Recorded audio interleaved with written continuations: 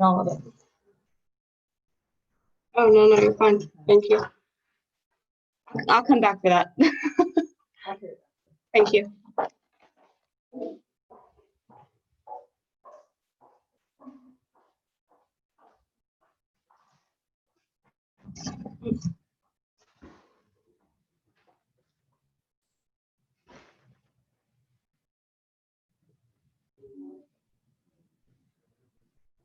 I need to be able to record everyone. Everyone has to be on the screen for it to be a legal meeting. I have to be able to see everybody.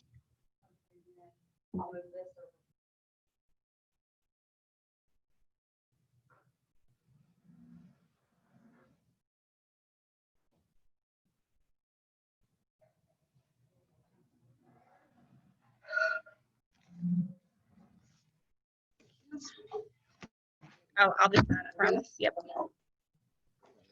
Nope, it's just gonna take a few minutes to get it set up. No.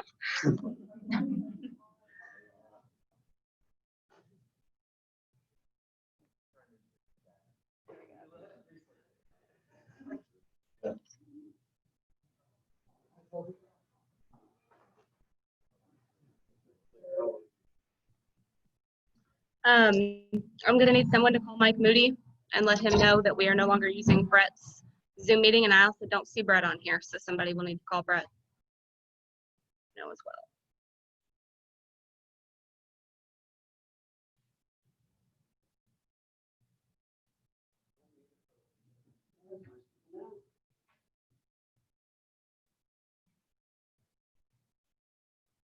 And can you hear us?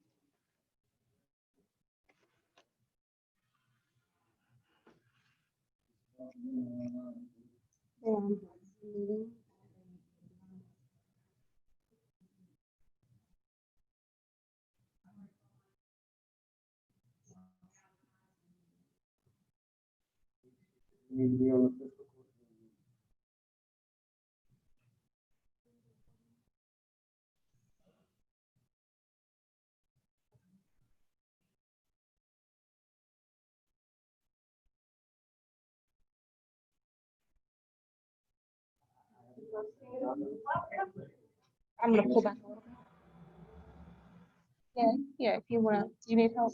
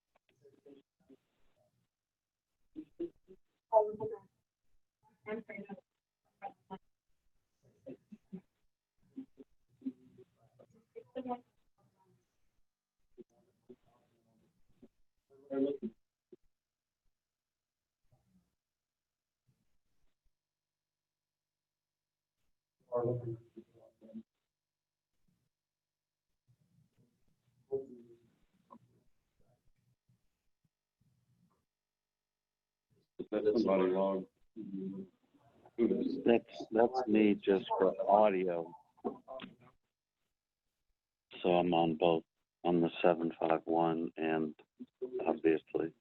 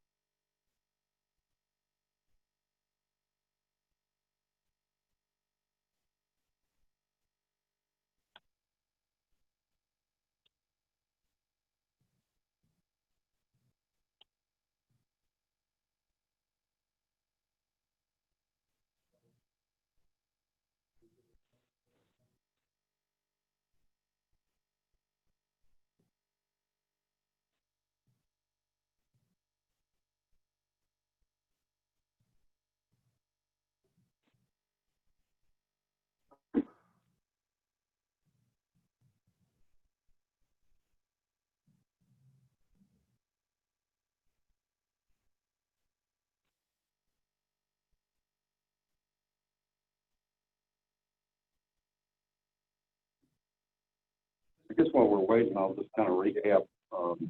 Brett wanted to do remotely, and we had opted for an in-person meeting. So he evidently has set up a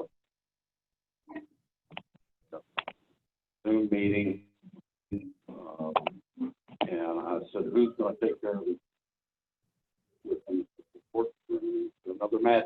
I think we just had another match. So I called to Jerry, would you have set this up? I was probably saying Jerry set all in the fiscal courtroom. Jim said it wasn't him. I talked to you. You said no, it's not me. And I said, okay, well, it must be Mike. Mike, no, it's not me. So nobody did.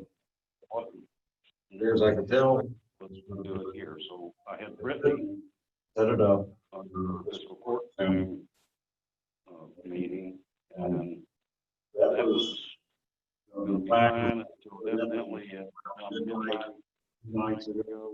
Brett sent something that what did the email say that Em was going to take care of it.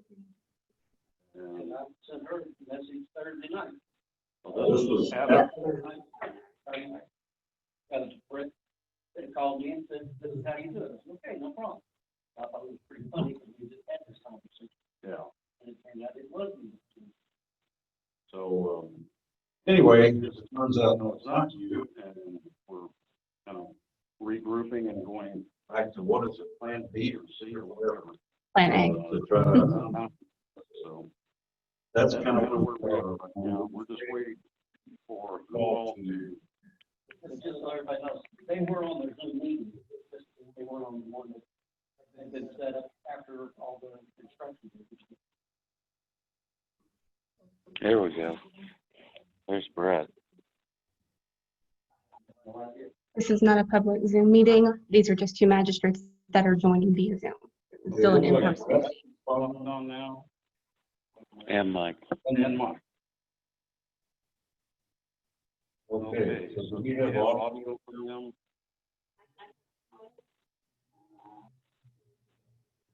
Hello? Do we need a mic over there, bud? So that we can hear them?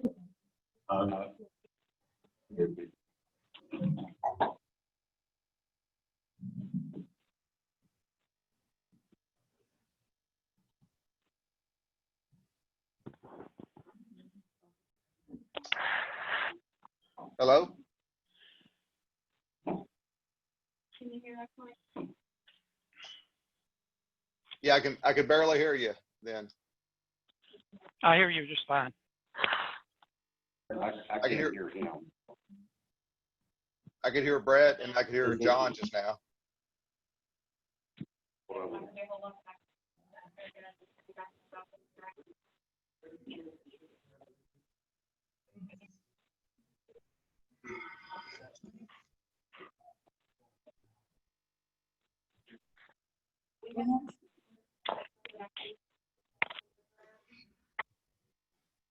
Yeah, I guess grab the speaker off my computer.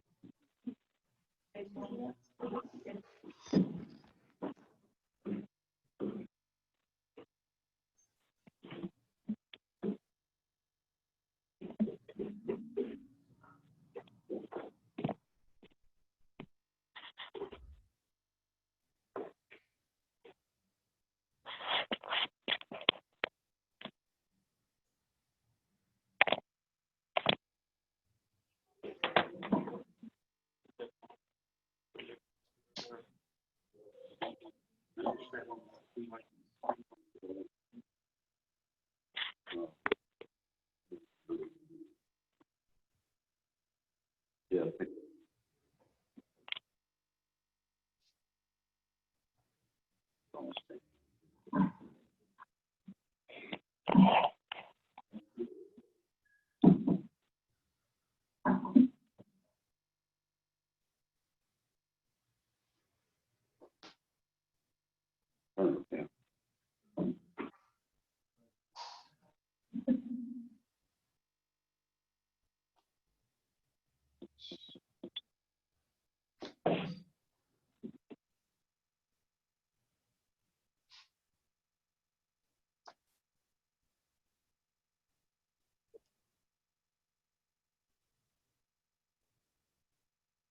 Brittany's plan, they were early this morning to work all this, I don't know, the plan has changed. Feedback.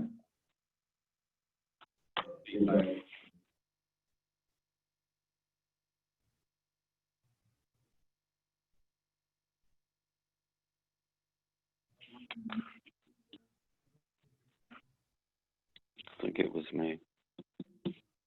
I had it on speaker so I could hear Mike, but it caused the feedback. That's much better. Hello, Ken.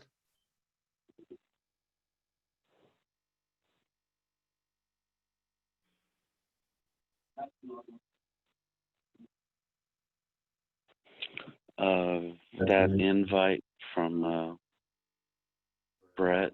No.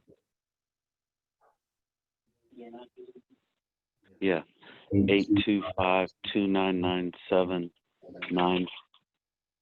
Sorry, 825-2997-9462. And the password is 039733. Mm-hmm. Oh, I'm sorry, 732.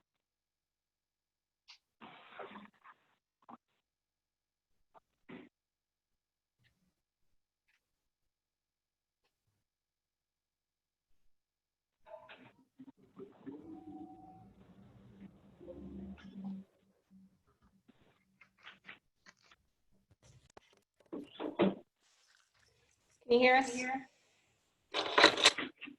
I can hear.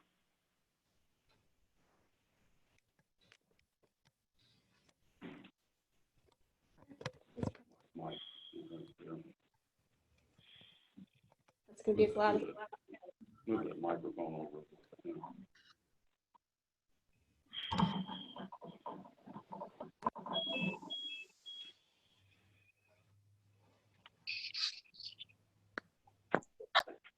Okay,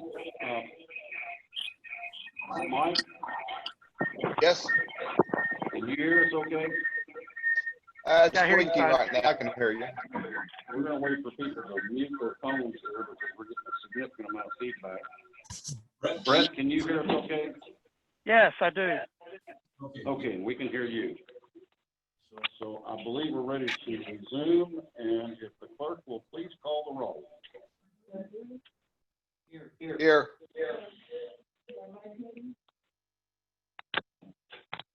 Here.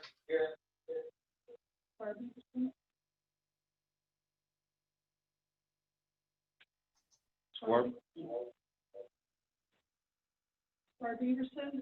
Here. here. Here.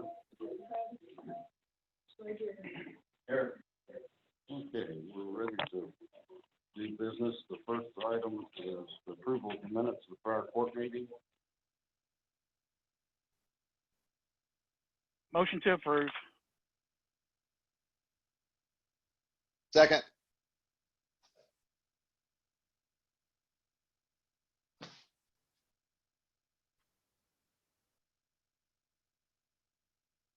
Yes. Okay. On the very first page, Lynn, on item 4, Randall Stivers was the person who owned the building where we had the voting. Stivers, and it's twice there. Stivers. No, Stivers, Stivers. Okay.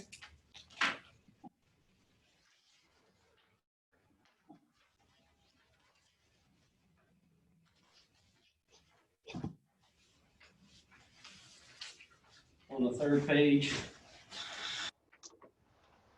paragraph 3, subparagraph A. It should say Sean Ladwick, SEAN. SEAN.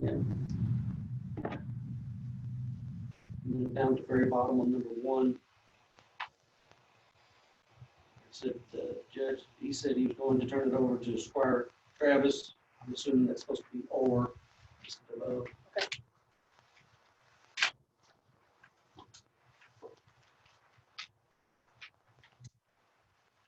Is it okay that he doesn't have video? Brett. Is he having trouble with this? I don't know. Brett, do you have the option to have video? I do. You don't see me? No.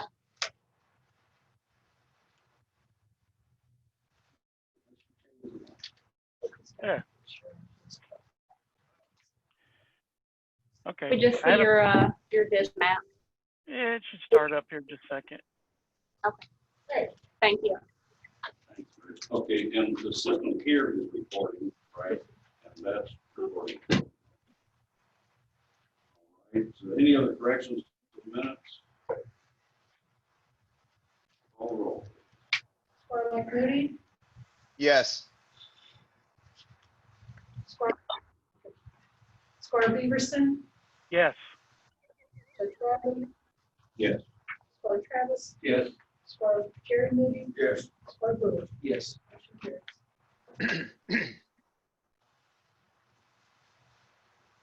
Okay. With that, we'll move on to communication from Judge Executive.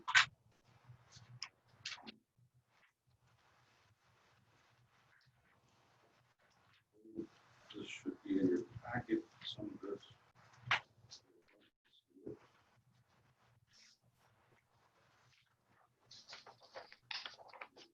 Letters, one from me, one from Squire Beaverson to Secretary Gray, Transportation Cabinet, regarding the bridge on Highway 44, to expedite that in possible way.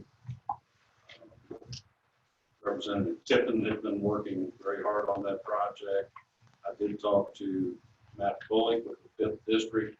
This is a project that's being done out in the 7th District. However, Matt Bullock did tell me last week that the good news is that it will be put out for bid sometime in late July. And that's good news in that at least it's not delayed. We want to at least get it out for bid. That's positive. It's going to be still a while before that bridge is replaced, so it'll remain closed. Now, the Eaton Fire Protection District, it's their audit. It's on file in my office. We're ready to take a look at that. And the State Fair Board has notified our tourism that there will be no private counties at the state fair. So, make note of that. Also, we want to wish everybody a happy new year. That's fiscal year. So we are now starting to fiscal year ending June of 2021. With that, I'm going to move to communication with citizen Roy. Thank you, Judge. My name is Roy Legaspi, and I like my words to be on the record. Please, I passed out 2 sheets to the magistrates and the judge executive. The first one is the one that I presented last year, and that one had some additional calculations in the original proposal that the judge had made. I included percentages and calculations with the benefits with the assistance of Doug Williams that I called last year for those percentages. I also included this year's proposal for the 2020, also including the percentages and the actual dollar value that it will cost the county to increase the salaries as was submitted by the judge. That $172,959 additional expense to the county does include Mr. Limp's overtime quote, $65,000 salary. So the difference between his base salary and his proposed new salary, $65,000, does not include the overtime on the base, but the new base is 65. So the actual calculation is correct as far as the percentage increase. I'm not trying to cause any problems with the county or the employees. I think we have good employees in the county, but what I do ask for is due diligence in analyzing whether we're going to give increases to employees. Do an analysis, do a comparison between one county to another, even use CAECO assistance if need be to look at some analysis on comparisons. We have a small county. We have people that are struggling, especially in light of all the things that have gone on in 2020. We really need to watch our pennies and to have these outrageous increases. And one employee had over a 20% increase last year and another 20% increase this year, over 20. So I just challenge you to look at these employees and let's not make a rash decision today. And let's look at that. Even look at my numbers compared to that. Diligence, please. That's all. Thank you, Congress. Judge, before you go on, I am assuming that anytime somebody speaks is on record because it is being recorded. That is correct. It's all, I don't see the need to write every word in the minutes to, it is on record. that's correct. All right, anybody else, comment on that?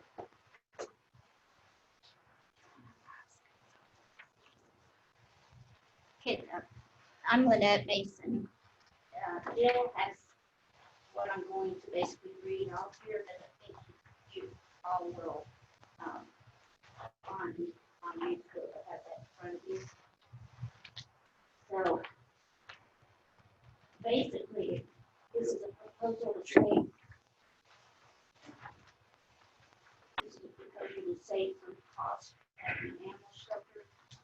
And we've had plenty of time here that COVID shut down, so we'll look into things. So we found a way to save money, and we wanted to bring that up because generally, I'll speak for myself, being an animal shelter and volunteering.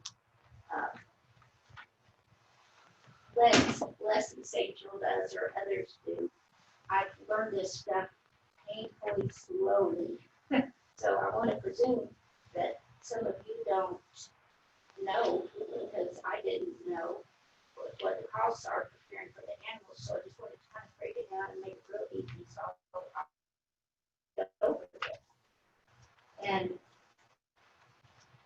so the cost saving proposal for Spencer County Animal Shelter to reduce the veterinary care for animals in our shelter, saving taxpayers' money while providing proper care for the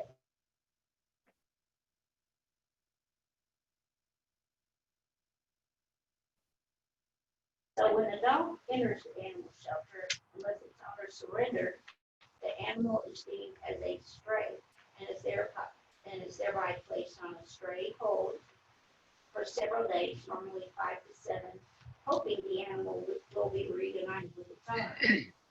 During the stray hold, the animal is not taken to a veterinarian unless the animal control director examines the animal and finds clear physical trauma, states it by car, or if he finds an obvious medical issue that warrants immediate care, such as a obvious broken bone, excessive bleeding, possible parvo, or pinnacle.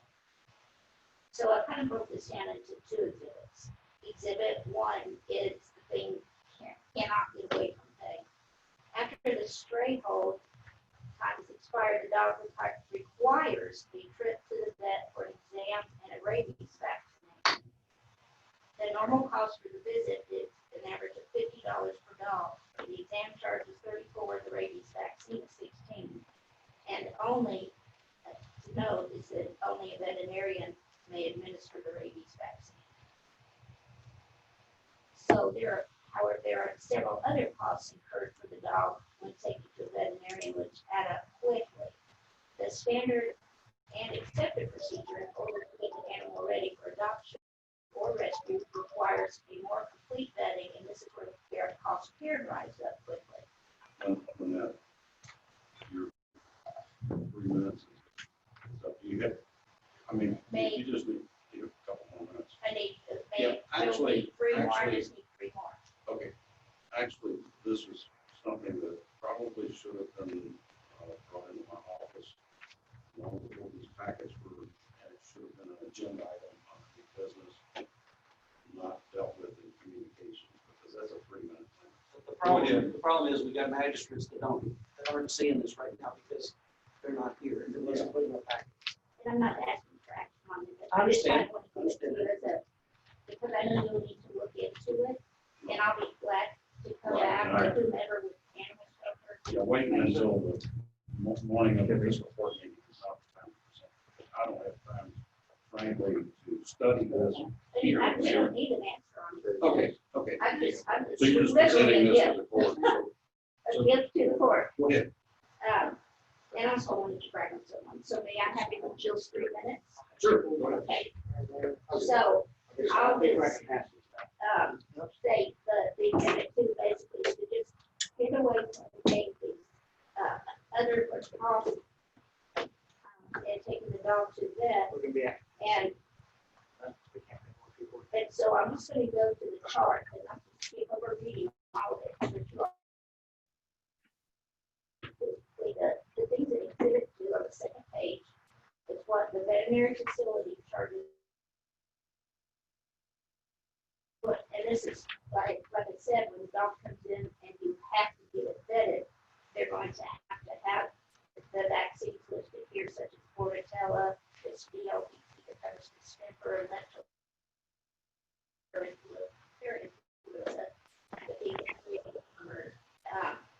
and then so if you had an average of 25 dogs, and the cost for those is $38.25 per month. The good thing is that the animal control, at your discretion, can administer those vaccines. And when you buy those vaccines and administer them yourself, it's much cheaper than going to vet. So the total cost for all those vaccines above is only $396 per, I'm gonna say month, or 25 dogs given at the animal shelter. So that'd be a potential savings of $3,400.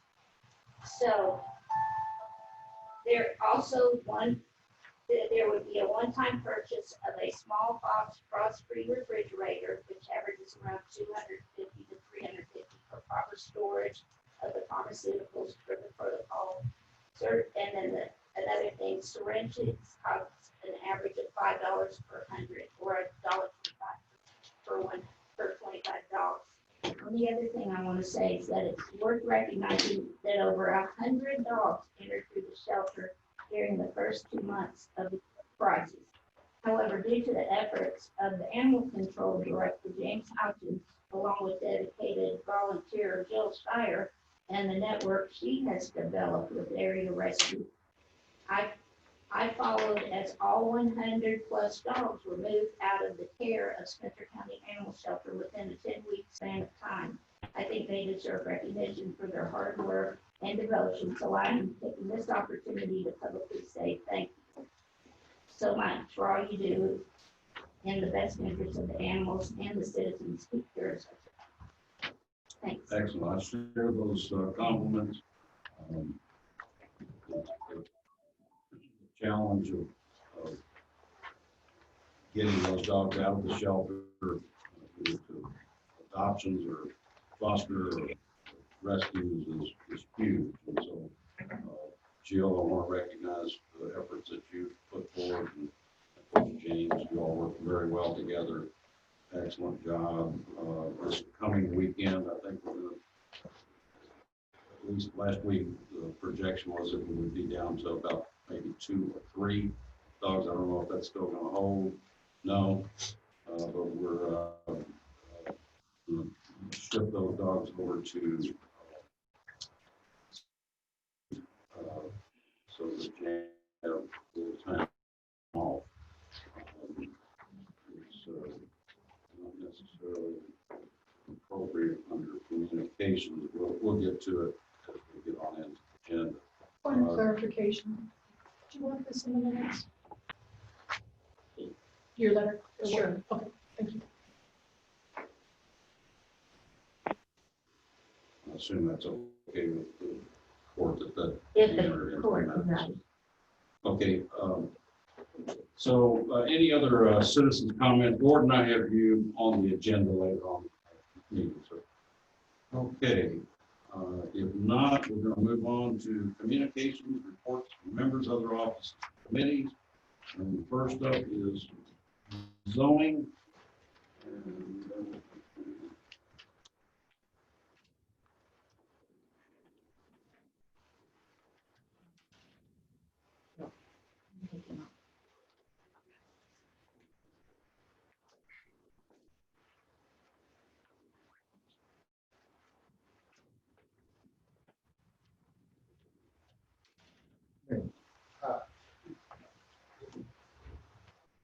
Okay, Jan is on her way. Mike and Brett, I assume both of you are still with us and can hear us okay. Yep, still here. Yes. Okay, good. We have 4 readings, all 4 are first readings. The first one will be the application of Steve and Mary Ann Nutgrass, requesting a zone change from Ag 1 agricultural to R3 residential on a 1.406 acre tract of land located at 1291 Hardesty Road. This is in Jerry Moody's district. Diane Val made a motion to recommend to rezone the application of Steve and Mary Ann Nutgrass for zone change from Ag 1 residential, Ag 1 agriculture to R3 residential on a 1.406 acre tract of land located at 1291 Hardesty Road. The recommended land use is low density residential. The change would be in compliance with the comprehensive plan. This is a transfer from parent to child, and it joins another R3 zone property. To our knowledge, there's been no opposition. Second by Commissioner Mudd, no further discussion. Roll call, all members present in favor, motion carries. The second application is Marzetta Hoagland, requesting a zone change from Ag 1 agricultural to R1 residential on a 1.756 acre tract of land located in the 200 block of Lakeview Drive. This is also Jerry Moody's. Diane Val made a motion to recommend to rezone the application of Marzetta Hoagland for zone change from Ag 1 agricultural to R1 residential on a 1.756 acre tract of land located in the 200 block of Lakeview Lane. The recommended land use map in the comprehensive plan references low density residential. The change would be in compliance with the comprehensive plan. There is a considerable amount of R1 zone property in the area. To our knowledge, there's been no objection to the application. Second by Commissioner Mudd. Commissioner Hunt pointed out it was referred as Lakeview Lane. Is actually Lakeview Drive. No further discussion. Roll call. All members present in favor. Motion carries. The third application is Shirley A. Thomas, requesting Ag 1 agricultural to RM residential on a 2.056 acre tract of land located on 1,000 blocks of highways and headers. This is in Brett Beaverson's district. Commissioner Mudd made a motion to recommend to rezone the application of Shirley A. Thomas for a zone change from Ag 1 agricultural to RM residential on a 2.056 acre tract of land located in 1,000 blocks of highway to headers. The recommended land use map in the comprehensive plan recommends high to low density residential, and the change would be in compliance with the comprehensive plan. There are several manufactured homes and site-built homes near this property. Therefore, either style home would fit in the character of the area. To the best of our knowledge, there was no opposition on the zone change. Second by Commissioner Powell. After some additional discussion, motion carries. The last one, we did not know, because it's so close to line, if this is in Mike Moody or Tim Brewer's district. Is it? What's the address? It is on Kathy Brown and Roberts Road, 200 Roberts Road, and it's right on the line. I think it depends on what side of the creek it's on. We'll figure that out. And, this is for the application of Kathy H. Bryant, Justin and Jessica Lewis, for requesting the zone change from Ag 1 agricultural to R1 residential on 1.35 acre tract of land located at 200 Roberts Road. Commissioner Fowl made a motion to recommend to rezone the application of Kathy H. Bryant and Justin and Jessica Lewis for zone change from Ag 1 agricultural to R1 residential on a 1.35 acre tract of land located at 200 Roberts Road. The recommended land use map in the comprehensive plan recommends low density residential. The change would be in compliance with the comprehensive plan. This is primarily bringing the acreage in compliance with today's standards. To our knowledge, there is no objection or comments to the contrary. Second by Commissioner Munn, no further discussion, roll call, all members present in favor, motion carried. The next reading, That property is located on west of Oak Creek. Towards, on the far end, but up towards the Oak Creek. it's up close to Elk Creek. Probably be mine. Probably, yeah. The last reading is Merle Lawson, Kitty Lawson, Nathan Wanda Lawson, requesting a zone change from Ag 1 agricultural to R1 residential on a 1.004 acre tract of land located at 571 Oaks Lane. This is also in Jerry Moody's district. Commissioner Mudd made a motion to recommend to rezone the application of Merle Lawson, Kitty Lawson, Nathan Wanda Lawson for a zone change from Ag 1 agricultural to R1 residential on a 1.004 acre tract of land located at 571 Oaks Lane. The recommended land use map in the comprehensive plan recommends medium density residential. The change would be in compliance with the comprehensive plan. There are other R1 residential tracts in the immediate vicinity, and to the best of our knowledge, there is no one objecting to the change. Second by Commissioner Clayton, no further discussion, roll call, all members present in favor. Motion carried. So that's a total of 5 first readings. I had some second readings in there. No, yours are all first readings. First readings on 7-6 for all of these. They're all just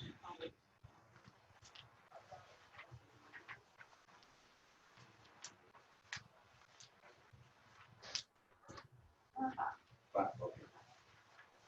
All right. Thank you very much. Next up, Chris Lynn.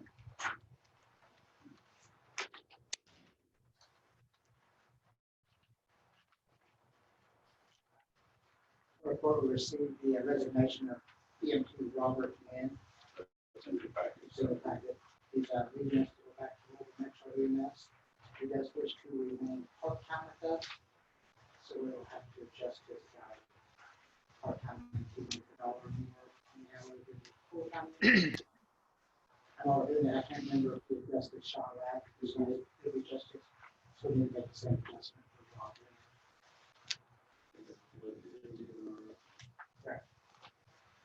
So he's going to part-time.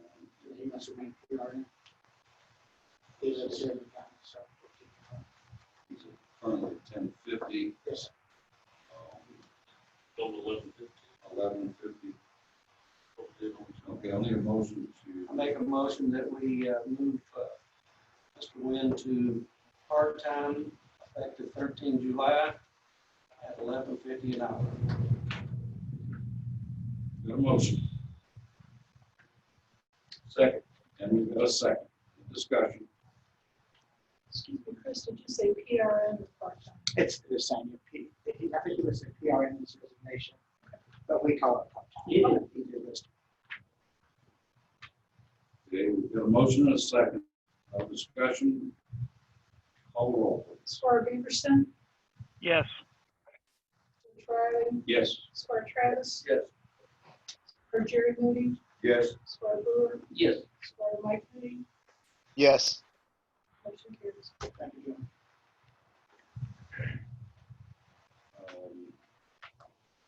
Did you want to update us?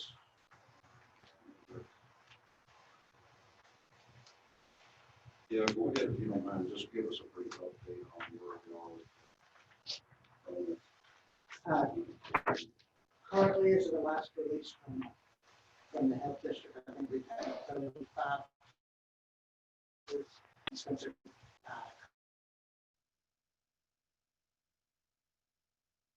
our COVID meeting from like the chief of first responders and local officials, we're doing that bi-weekly now. I believe we have one this after. Keeping in touch with the health department. Now we're looking at what we use the school structure area, so that's not a discussion there. So still want to move on that. We're sitting pretty good on personal protective equipment. We received some shipments in for restaurants who do not have enough masks, so we have some of those. We got plenty of masks for government offices as they reopen. So we'll do on PPE for now. They say it's the second wave is going to come this fall, so I feel like love the PPE we have now. I think we're pretty good. Unless it becomes very serious. Okay, and if anybody has any questions of Chris, please feel free to contact him. Other issues with EMS. Next up is Veterans Community. Yes, this past week, we had our changing of the officers in our AMVETS Post 129. We have a new commander, Lee Higginbotham, is our commander now. Okay.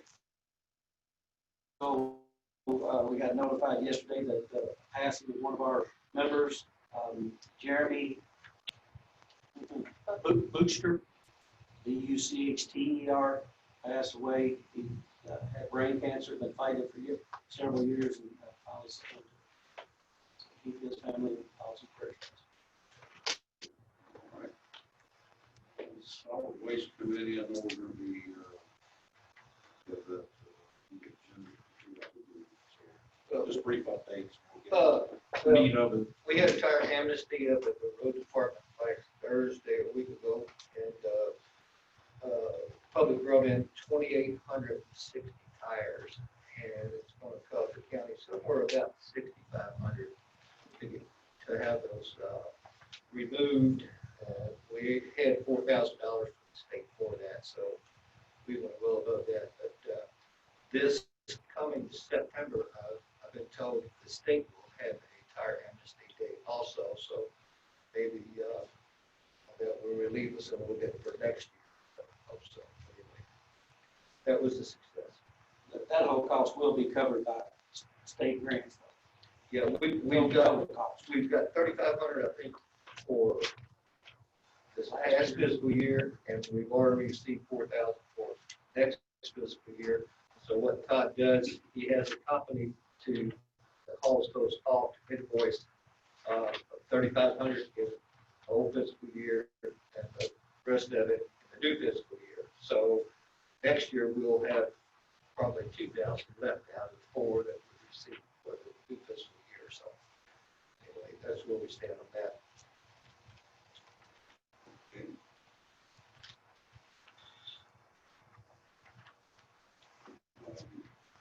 Any other reports? Can I just say one more thing? Yeah, sure. What solid waste over at the recycling center, we're getting some bids to chain link that whole property off of 6-foot chain link fence. We've got a couple of bids already, or people already come out and look at it. So just to give you an update, hopefully that's what the court will do. So, Keep us posted on yeah, that. that'll be at our next meeting probably. All right. Anybody else? Seeing none, we're going to go to whole business, and for some reason, I don't know what happened. It's not following the agenda.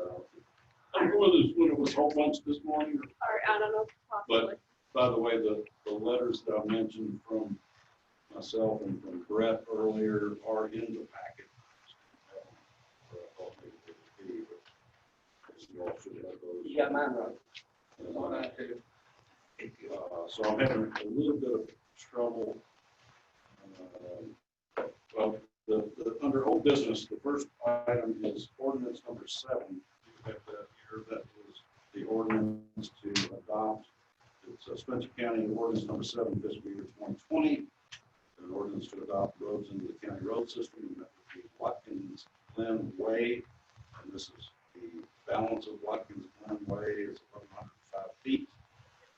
We've already had a first reading on June 1st. This will be for the second reading. I'll entertain a motion to approve the second reading. That's in my district, I will make that motion. I've got a motion. And I will second. Bill is seconded. Any discussion? I did have a conversation with Bobby Smith, the developer there, and he does know that if gravel is not put on the shoulder of that section that was repaved, that he forfeits the $23,227. So he's aware of that, so hopefully there won't be a problem. He'll get it done and everything will be all right. There won't be a problem. There won't be a problem. Either way, the 30th of September, there won't be a problem with you. All right, I agree. All right, we've got a motion. There's no other discussion. Call the roll. Joe Travis, Yes. Squire Travis. Yes. Squire Jerry Moody, No. Squire Brewer, Yes. Squire Mike Moody, No. Squire Beaverson. Yes. Motion carries.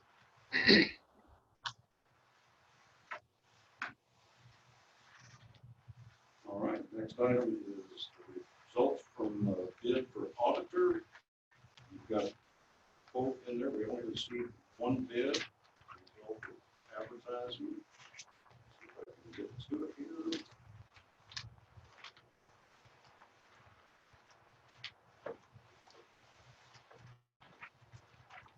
Do not.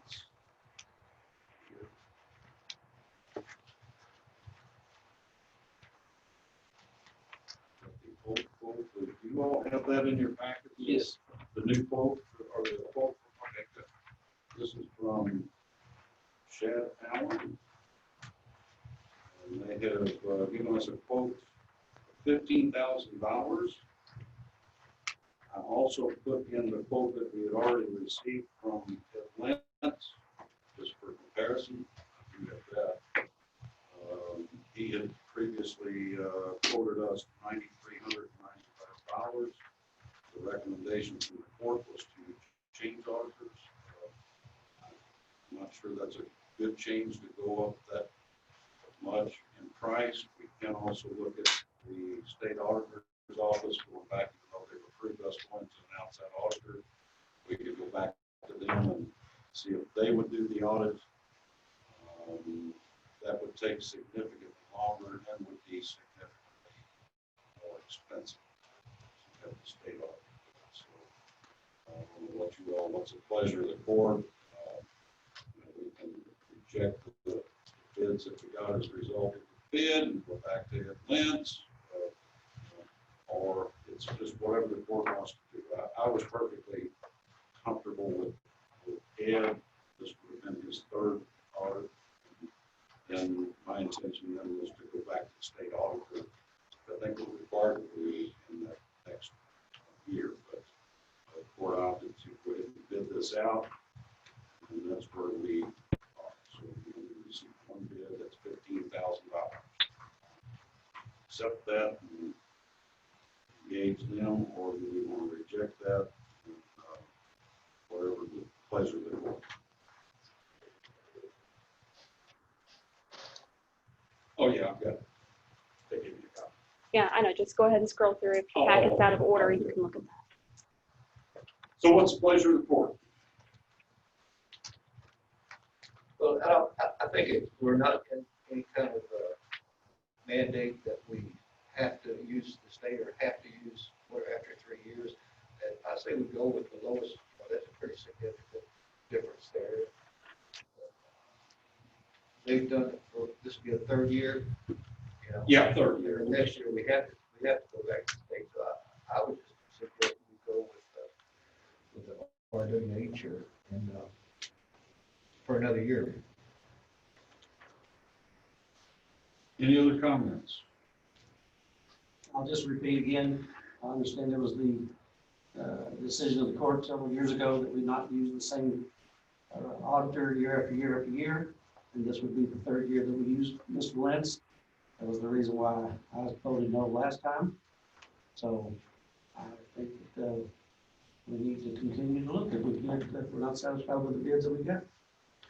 Well, just because previous court said that doesn't mean we have to abide by it. We were the Also, when you say year after year after year, I mean, it's very acceptable, and it is wise to not continuously use the same auditor over and over and over again. However, 3 years is perfectly acceptable and not unusual or out of the ordinary to use an auditor 3 years in a row, but it's entirely up to you all to give me the direction of who you want to.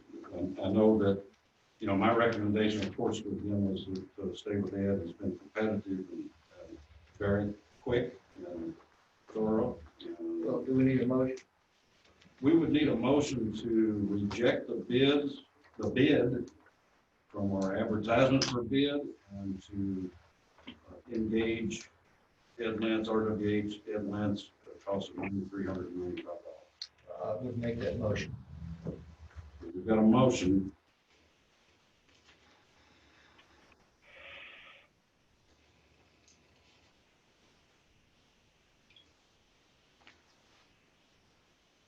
And we have no second. I'm about ready to.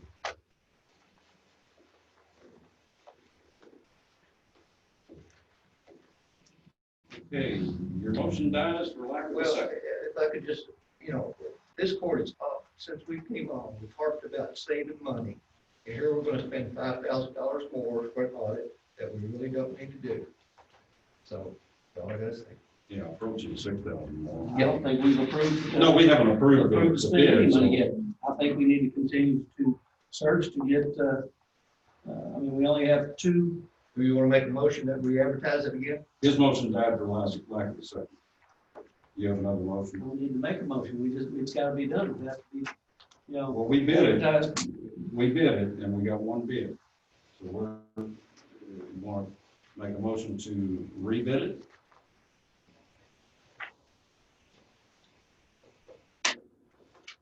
If you need a motion, I'll make that motion. Okay, we've got a motion to rebid for all I'll of these. second that. I'm sorry, did you second that? I did. Okay, Smart Travis seconded that. Any discussion? I'll just start the discussion by just asking a question that we're not going to, I mean, if the decision by the court is to not use Ed Lentz, I don't want to, no sense in soliciting a quote from him as us advertising for. We got a quote from him.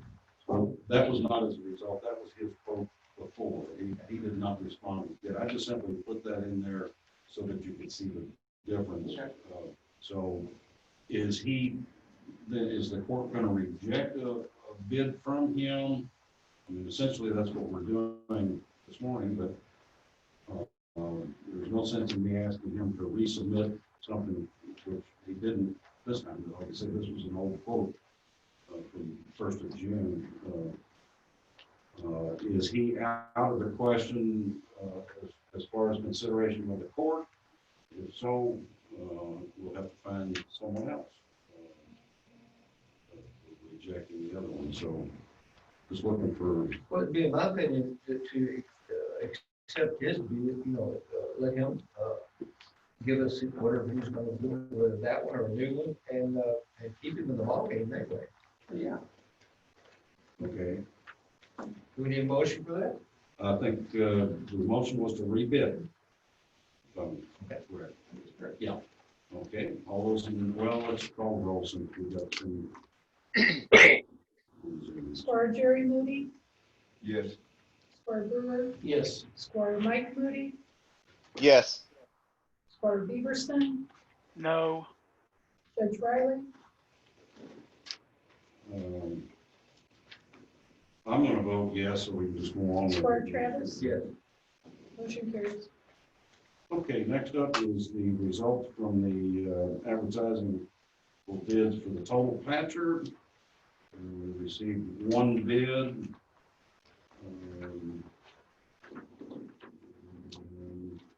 It was in your package. This is from Equipment Marketing Company. That is actually the company that we bought the unit from. He was the only bidder. It was a total of $15,000, and they move it. Your department just has to make sure the tank is drained. I think that's a pretty fair price.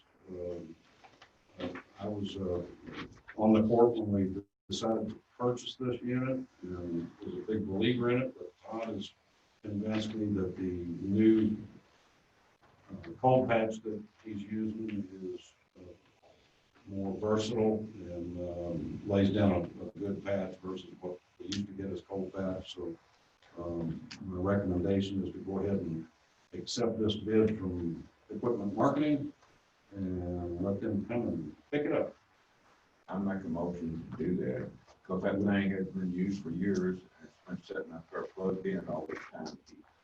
I'll second. We've got a motion and we've got a second. Any discussion? Mike, Brett, you got any discussion on this? No, sir. Thanks for asking. Sir. No. Okay, go ahead and call the roll. Squire Brewer? Yes. Squire Mike Moody? Yes. Squire Feverson? Yes. Bruce Riley? Yes. Squire Travis? Yes. Squire Jerry Moody? Yes. Motion carries. And next up is personnel overtime. We can put make a copy of the time sheet.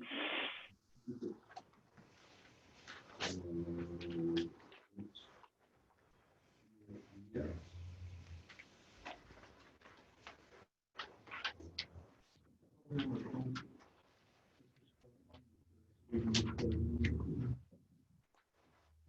This was Karen Spencer's time sheet for the last time period ended June 26th. And when we got that in, I see she got 3.49 hours of overtime. As you all know, the court limited the overtime for this particular employee, in addition to 11 others, to no more than 2 in a pay period.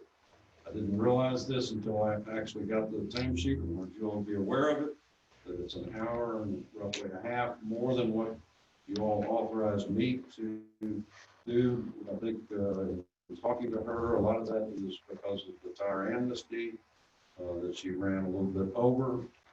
Cautioned her about that, reminded her about your all's wishes. And I don't know what you want to do on this.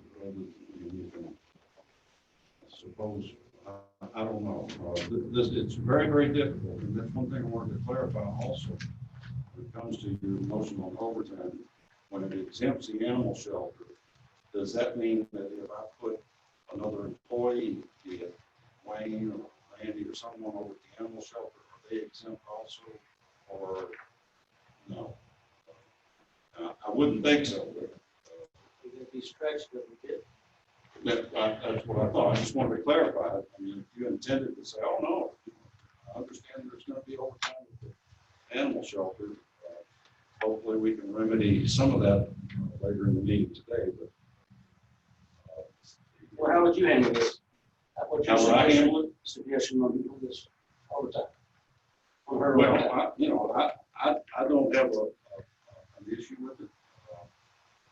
I don't know how you all want to handle it. I mean, I don't know whether this is something that rises to the level of you all taking me to circuit court for violating your order, or what, or do you say, no, hey, that's okay, we would have approved it, it's just it's after the fact, not before the fact. What's your motion? Did you approve this? Did you have knowledge of this? I did not, no, and, that happened on the last day of the pay period, so do we, it's up to you all what you want to do as far as sanctioning your, take it to circuit court or something, violating your order, or whatever. I just wanted you to be aware of it. I don't see it as a huge issue, although Karen Aaron, as a matter of fact, did have significant overtime over the last year. She has really done well in keeping that contained. They're all aware of it. So, Well, my recommendation would be to counsel her and, for not abiding by the court's wishes, and or having her, got an hour and a half of time and a half, having her take 3 hours off this week to compensate the county for that. That's up to I'm you. not sure it works that way. It does. In the big fund, it does. I think it would be illegal. Yeah. Yeah, I don't believe that, we don't have someone in a position. So it needs to be written down and put in the record. Just for not following the court's order. Okay. And all we're asking for is that county employees pay a little bit more attention. And when they know they're gonna be having overtime, they can compensate for that. So are we gonna approve the 1.5 hours and then just sanction her? Well, I don't think we could withhold it. No, I don't think. I make a motion to go on, pay her, Sure. and make sure she understands the overtime situation and all employees. We got a motion. Second. We got a second. Any more discussion? Call the roll. Squire Mike Moody, Yes. Squire Beaverson, yes, Judge Riley, Yes. Squire Travis. Yes. Squire Jerry Moody, Yes, Squire Brewer. Yes. Motion carries. Okay. Solid waste ordinance update. It's not in your packet yet. I know the solid waste committee has been working on this. I believe it's very close to possibly having a first reading. So without a long explanation, I'll turn it over to Jim with the solid waste committee. Well, we've had probably a dozen different drafts of that thing. Every time I think we've got the final one, someone else comes back with changes. And, we pretty much got to the point where it's got to be a stopping point somewhere. Every comma, every semicolon, every capital that has been hashed over, that was most of the changes. Not much in the wording, but I think we've got a final, and it'll be probably a first reading at our next meeting. All right. Tim, you have anything to add? I am in there too. I haven't made it. No, all right. I don't know if this deals with the orders or not, but, we have been meeting with the city, Steve Levin and Randy up there, about, our garbage haulers contract is up at the end of this year, and the city's also December 31st. And we're starting to have meetings about, garbage contracts. So, we'll be ready for that. But hopefully the city and the county will be on the same one, at least that. Yeah, I think the city is probably ready to go ahead and read it. We should be once we get this ordinance. I think we're, I don't think the city's gonna read it. That's yet to be seen. That's why we're having this meeting. So everything's on the board. Okay. All right, next up is the CARES resolution. I know Chris and Brittany have primarily been working on this, but we need to pass the resolution. Let me see if I can find it from here. You all probably already know it.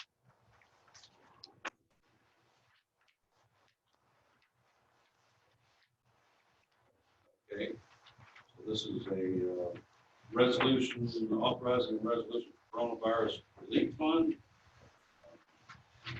We are required to pass this resolution to accompany our application for reimbursement. So I will entertain a motion to you all. The motion needs to be authorized to judge, or not to adopt the resolution. I make a motion that we adopt the CARES Act resolution. We got a motion. second, Got a second. Let's start Peterson, Ernie in there. Second that. Need to be any other discussion? go ahead and take a vote, and then I'll let Chris and Brittany maybe give us a little brief update. So call the roll on the motion. Squire Beaverson, Yes. Judge Riley, Yes. Squire Travis. Yes. Squire Jerry Moody, Yes. Squire Brewer, Yes. Squire Mike Moody. Yes. Motion carries. Okay, just briefly, I'm gonna let Brittany and Chris talk to you about what this entails. Allocated $658,000. Good time to shine. $658,000 has been allocated to Spencer County. Of that, we are allowed to claim first responder salaries, so EMS and the sheriff's department. We also have other expenses that we are allowed to claim that may come next time on the second round. Right now, we're just claiming what we have already expended, with the exception of the glass partitions, which we have not been billed for yet. So that will be on the second round of CARES disbursement that I request. We'll be able to file multiple applications for reimbursement. And I know also the fire department, we're actually going to be claiming that, and then that would go back to the. And the fire- PDA, yes. And PDA, yes, that's right. Is this something that you use it or lose it? Yes. So if we don't use it, it goes back. Yes. Yeah, I mean, you have to, it's a reimbursement, so it has to be spent first. So we can do claims all the way up to December. That is correct. In December. Yes, thank you. Yeah. We need to also get approval report to set up a federal grants account, because that's something, it used to be they would find DOG was fine, it seemed like we just put it under the general fund or whatever, and then dispersed it out, but we need to set up a federal grants fund, put the money in, then we can send it back to the general fund or the road fund, wherever the money's been spent and budgeted. That way we can do a budget amendment, but they do want to see money put in a federal grants account. Okay. Does that have to be voted on, or can you just do that on a line item? The CARES Act funding, like Brittany said, we'll go back and we can claim first responder overtime from the biggest March first, there'll be a cutoff. Other than this, what the CARES Act deems as COVID related related expenses, like glass partitions, whatever, it's equipment that they reduce exposure to COVID, all about that. Any supply like the Cimatech machines that we bought, they'll be reimbursable, salaries reimbursable, glass, putting in the office is reimbursable. So anything that we use to directly combat COVID or to reduce exposure to COVID will be reimbursable expenses up into the amount that we. What we have to do is when we do it, we can't say we want to buy glass for one office and wait for the reimbursement and buy glass for the next office. If we're say we're doing glass partitions, we have to do it all at once. We can't break it up into multiple expenses. So if we're going to do glass partitions, we do all the offices, we do glass partitions at once, and then it's the salaries thing, I think is kind of an ongoing thing, so we can make multiple things with salaries.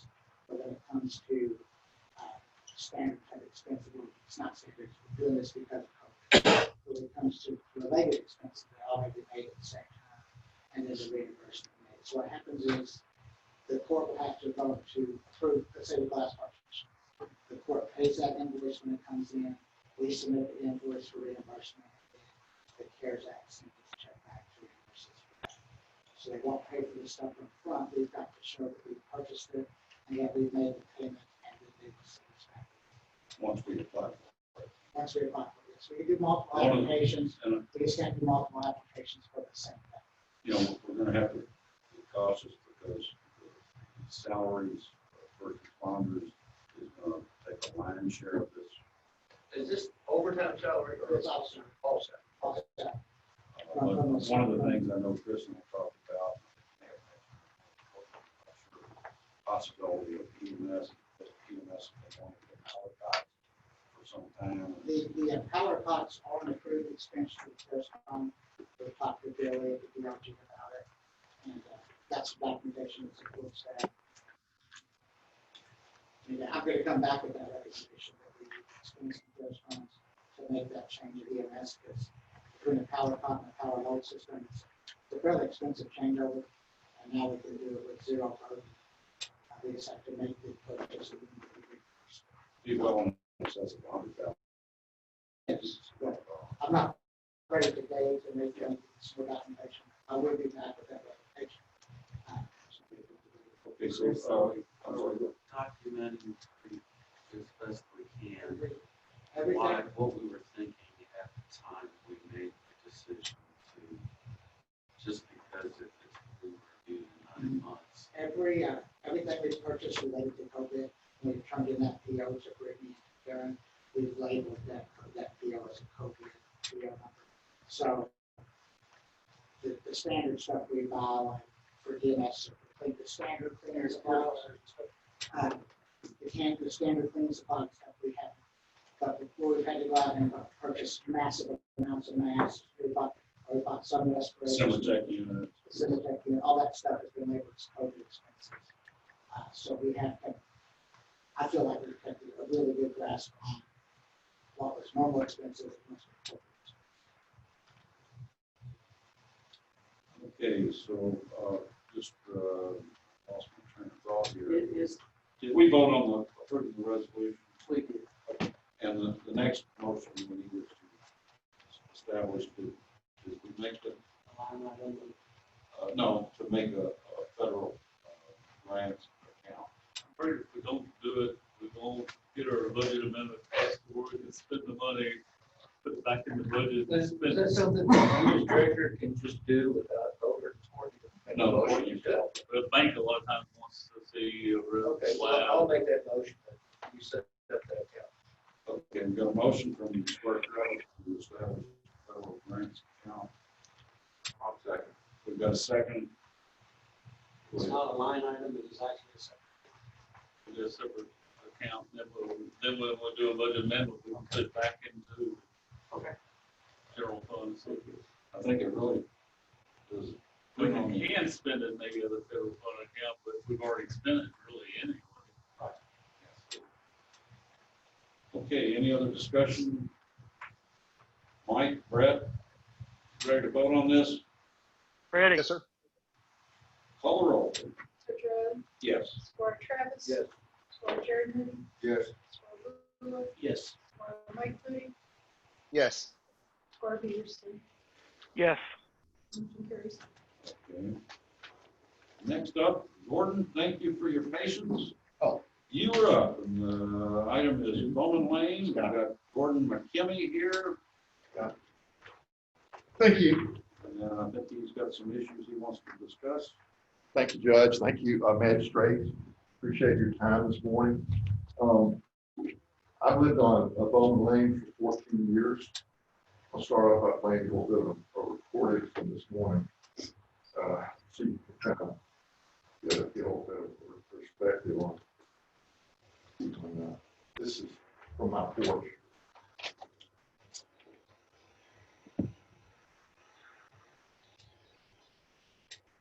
So that's some songbirds, but there's also a tractor, an excavator running in the background. I put up with for 14 years having an excavation next to me on Salt River. Problem's gotten a lot worse in the past 2 or 3 months. The business has been sold, I think. I don't know the details, a couple of times. But I think some of the other members of the community here, I hope, and I'll keep my discussion short, can tell you that there's a lot of noise, a lot of danger that's being generated from this business, and it's essentially unregulated. Other counties have regulated this type of activity. For example, there's an ordinance, and Attorney Jones, I think I sent this to you, at 186 in Jefferson County. It was passed in 2007 that makes any sort of disturbance of land of over 2,000 square feet. A plan must be filed with the sewer department in Louisville to handle those that discusses how that is going to be addressed and how the land will be returned to some sort of stable state after the excavation. This excavation's been going on for 14 years, Bill. I don't know to what extent they filed any sort of plan with you or whether you regulate that or not, but I would submit to you that the reason why this type of activity is growing here in this county is because it's been made essentially illegal or difficult to do in other counties around us. So I'll let anybody here, I think Ms. Bowman, and you here, anybody else would like to speak about this? A number of the residents, people that I've been contacting in the Bowman Lane area have expressed their concern. One gentleman had to leave. But why don't anybody else who wants to come up and speak about that, please do. And I'll I'll recognize Ms. Bowman if you'd Thank like you. to say a few words. What's the name of the company, sir? The excavating company? I have no idea. Okay. The business has been sold 3 or 4 times. It's being run as a farm business. The business is farm tags. So I would ask you all economically, what benefit does the county get out of this? I've talked to people at the Department of Transportation. They're spending $500,000 a year on that road to maintain it and keep it up. We've had several times where it's been completely out of service for months at a time because they've had to do major repairs to it. So I believe there's an economic cost to this sort of activity. And you as leaders in the county, obviously with the difficulty we have generating revenue and meeting our budgets, should be considering, are you getting any kind of economic benefit from having businesses like this? Thank you. I'm sorry, I didn't mean to stop you in your tracks. No problem. I don't have a lot to say other than I do support Mr. McKinney's concerns. I agree with what he's saying, and this has been an issue now for so many years, and these trucks, that road was not meant to carry these trucks. They are huge. When they're loaded, they're dangerous. There's been at least 2 occasions where they've had accidents where they've turned over because the road's not wide enough to meet oncoming traffic safely. So they'll get over the loaded truck will wind up turning over. It's happened right by our house. It's dangerous, very dangerous. The road is a rural road, it's narrow. So safety is a big concern for me, and I don't like what they're doing to the land as well. So I totally support the concerns and the issues, and I'd like to see something done about it. Okay, anybody else here to speak? Thank you. You mentioned, Gordon, was that a statute of KRS 186? I can send you the link to it. Is that a statute? I've read the entire. You mentioned 186. It's an ordinance. I've got to call him to Rick Blackwell, who was one of the council members who was on and I'll find out if I can find out more about it from him, exactly what the purpose of the ordinance was. Okay, but the reason I'm asking is that there are state statutes that they must abide by. Right. Not everything is regulated at the county level, okay? So if you mentioned, I thought KRS 186, I'm not sure. No, that's the ordinance number. The ordinance number in Jefferson County ordinance is 186. So I know Jefferson County does operate quite differently than 119 other counties in the state. And I'm not sure about that. You mentioned other counties that passed ordinances, and that's why I keep asking you, if you've got those, even if you just tell me what county it is, I can contact them and, I have done research on it and evidently have this research. I have the Jefferson County ordinance. It is administered by MSD, and you actually have to have certification with MSD to be able to do this sort of land excavation work. Some of that is because of what is regulated with the Division of Water. And so that's who would be, have the jurisdiction over here, is if they're doing something that Division of Water, it's against the regulations from Division of Water. Everything I'm told, they're not. They haven't done anything in violation of, and I don't know. I would agree with that because I've called Division of Water many times. Have you? Okay. They do come out and they, for example, this time they made the business put down gravel on the road So they do come out and they cite them. They haven't fined them as far as I know. Okay. There's a regulation with the DOW that you can't have more than an acre exposed at any one time.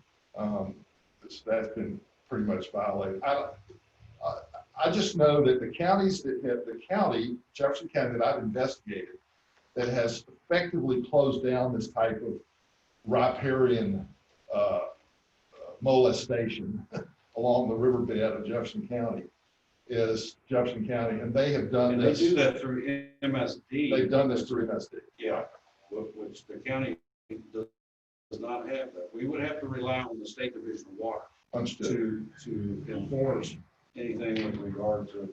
Well, then we need a noise The other ordinance. thing, If we don't have that, we need a noise ordinance because a noise ordinance, and I'm sure, I don't know, Jerry, your magistrate, are you inclined to put forth any kind of an effort to present a noise ordinance?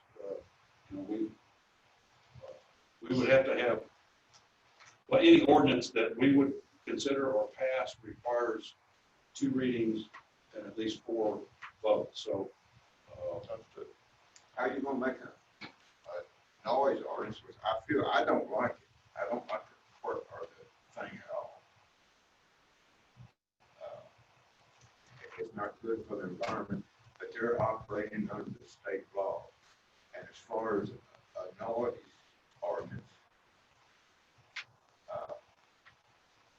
how you gonna write them? I run a combine, 300 horsepower tractor. I got numbers on, but they make noise. I understand. So how, and How I do you feel write an sorry, ordinance? I feel sorry for that area. And that road, I mean, it's been going on for years. It's a state road. And it's been the thing has been abused. No sooner you turn on to West River Road, they got a big hole they dug out there and got by with it. And I feel sorry for the people. It's not good for the environment. They haul dirt out right over here, where they got the dollar store at. I don't see how they got by with it. the whole river has been subject to this for 20 years. And as far as Again, this is State Division of Water would regulate. right, and it's the law, and there's nothing we can do about it. And I do not like I know State Division of Water is tough. They are very. it. And as far as the trucks being illegal, the trucks are not illegal. They're farm trucks. Is this They're a farm farm business? product. Is this a farm That's how they're business? getting by. This advertises as to sell dirt throughout the county and in other counties. Is that a farm business? I don't think so. And again, that would be something under the state jurisdiction of the vehicle enforcement. Right, and if there was anything they could do, they would do it, but They're running legal. Does a farm business operate at 7 p.m., at 10 p.m. on a weeknight? Yes. Does it operate on a weekend? Yes. Sunday nights? I've had it all day and I don't know when. And as soon as we get out of here, I still got 95 acres of beans to put out. And I'll be running after dark. Yeah. And that's part of living in a rural community. That's right. Yeah. So, again, if you could point me to any other county other than Jefferson to say, here's a county that has enacted an ordinance, and this is what we want to accomplish. Let me know about what county that is. Jefferson County is a different ballgame. But I just don't know, we've done everything. Anytime you've called me, I call, I turn it over to the District 5, the State Transportation County, that's a state road. They'll go out and inspect and Division of Vehicle Enforcement, state agency, that's who would enforce whether it's legal. From what I understand, it is an acceptable agricultural endeavor, I guess. The State Division of Water, I can tell you that they are tough. They're down there doing stuff. This is not an agricultural business. In violation of the regulations from the State Division of Water. This is not an agricultural business, Judge. It's a business. It should be regulated and operated like a business, and it's not being done that way. I've been told that it's just not a matter of a few years that whether that's true or not, but that's what I've been told. So they may be coming to an period. That's what I've been told. Now, whether that's right or not, Yeah. that's what I've been told. Well, I just, I know there's a lot of issues, a lot of management. and so forth. The road is a state. At a minimum, it should be fenced. Every quarry in this area is fenced. It's not fenced, people come The down. state there on the division of water weekends. require that. If state division of water is going to require it. A lot of this, Gordon, Ms. Bowman, falls back on state jurisdiction of state agents. Division of Water, vehicle enforcement. If we were to call the sheriff and say, we got a guy running topsoil out there on a dump truck, he's got a farm plate on it, are you gonna respond to that? No. That's vehicle enforcement at the state level on a state road. Road would be dealt with from the state. And that road has been, thank God, it's not a county road because of all the base failures. We've got, logging operation back there in there many years. Last time I was through there, and the state is aware of it, the base failures, so forth. It's been a constant problem, and that, thank goodness it's a problem for the state and not the county, at the expense of repairing it. Well, we're going to move on. If you have anything else, just stay in touch with Spark Moody, myself. Be glad to try to help you out. It looks like we need a 5-minute recess. Make that 4 minutes. Right back.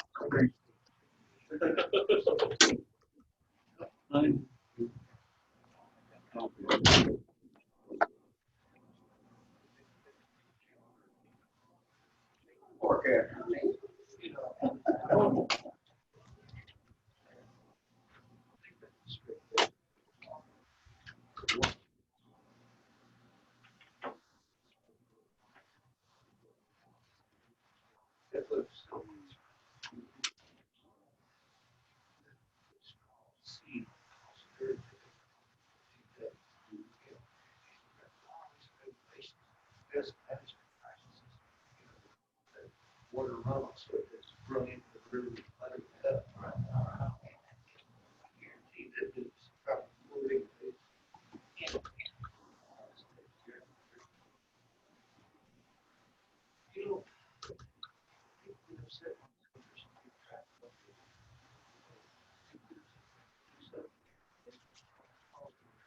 that's not a viable reason to stop.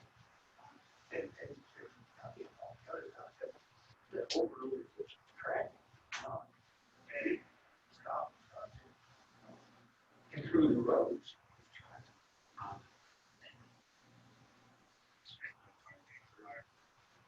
And it's hard.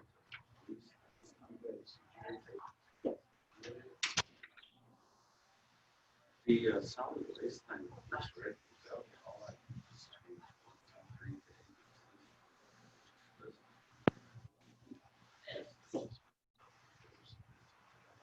Well, that's what I told you.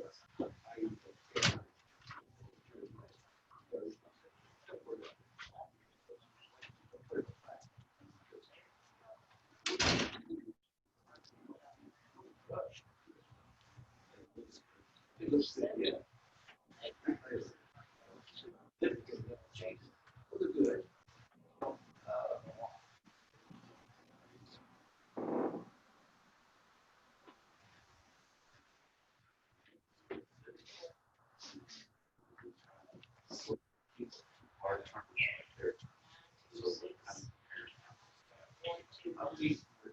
Their city council.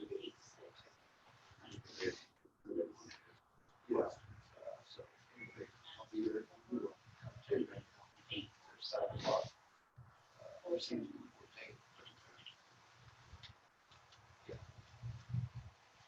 I think we'll have a good thing when we started this contract. Even though you say don't look at the water stuff.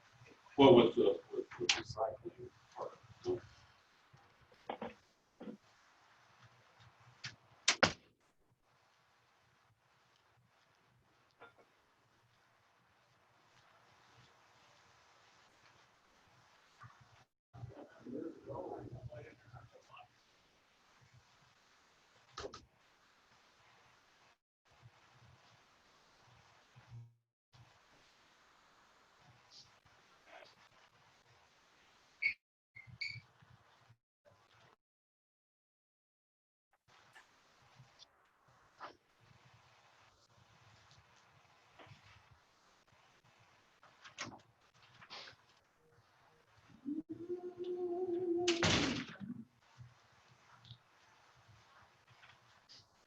I had a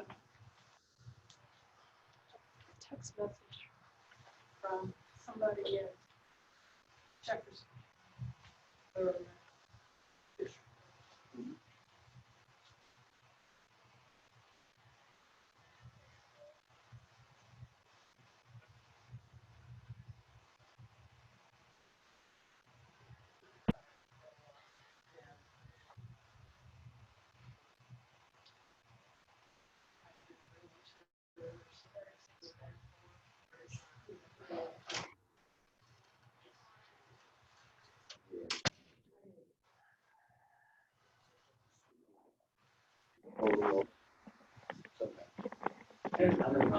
They don't really change. Yeah, but we actually did. We had a big, two church come together, 60 people. It's kind of stuff. Oh, yeah, we started with that. My house. It's kind of markers every 6 feet. So. We had the kids, four-wheeler rides, kayaks, boat rides, swimming. I heard that. I heard that. Water balloon fight. And look,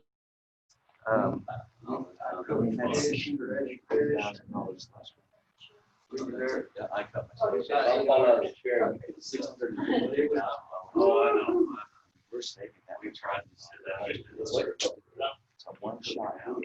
For CARES Act. Next year, we'll have to pay. Yes, to get. We have a gift. But next year we won't have that. Because last year's salary, this year's salary is that's round, not including that. We blowed and we hit a couple of fans. We ate. We called. EMS, police department, sheriff, that's where a lot, that's where I think both are. We saw a lot of fireworks. Oh, well, That's what I'm, I know that.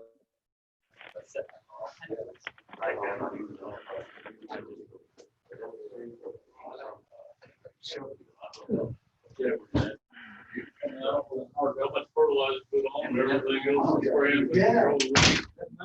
That moves. That old space.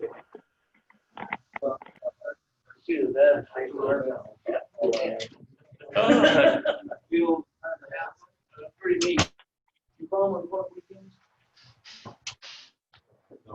I never did when I was farming. I mean, we was off every weekend. There were holidays, shoot bar. Quit at 4 o'clock every day. Not on weekends. I'm wondering what, for approval, that's something.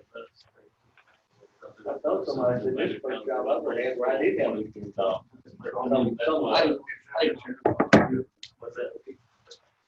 Sometimes they don't, depending on who you talk to, they don't have a problem with it. Sometimes they want to take it. Really, do a vote amendment. If you want to decide against put it back in the general fund. Or, so it doesn't make any sense why the. We keep this in the general fund to begin with. But, of course, it's like, I guess we did it or whatever on the holiday or something, but then the other thing we have for the budget, we don't have any extra. I mean, budget is right now. Better safe than sorry. Yeah,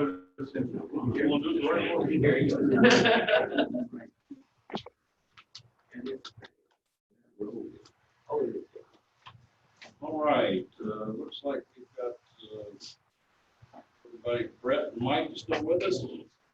Still here. Still here. We're ready to go ahead and get back at it here. Looks like the next, 3 items pertain to vehicles. And the first one is the jailer vehicle transmission repair. Jerry, I'm not sure what all you've worked on all 3 of these next issues. Okay, on the jailer vehicle, I think it's a good dealership now, wait, but it needs, but now, a new thing has developed on that, and that is that he hit something in the road with the night before. The night before when? The transmission. Get something, that's the first, I mean, this transmission for jailers vehicle, oh, okay, I don't know. Well, that's what I've been told, me and Gary. Okay. And Melvin called him. So he hit something on the road? I'm going to go, I'm told now. That he hit something in the road, and then the next day the transmission started.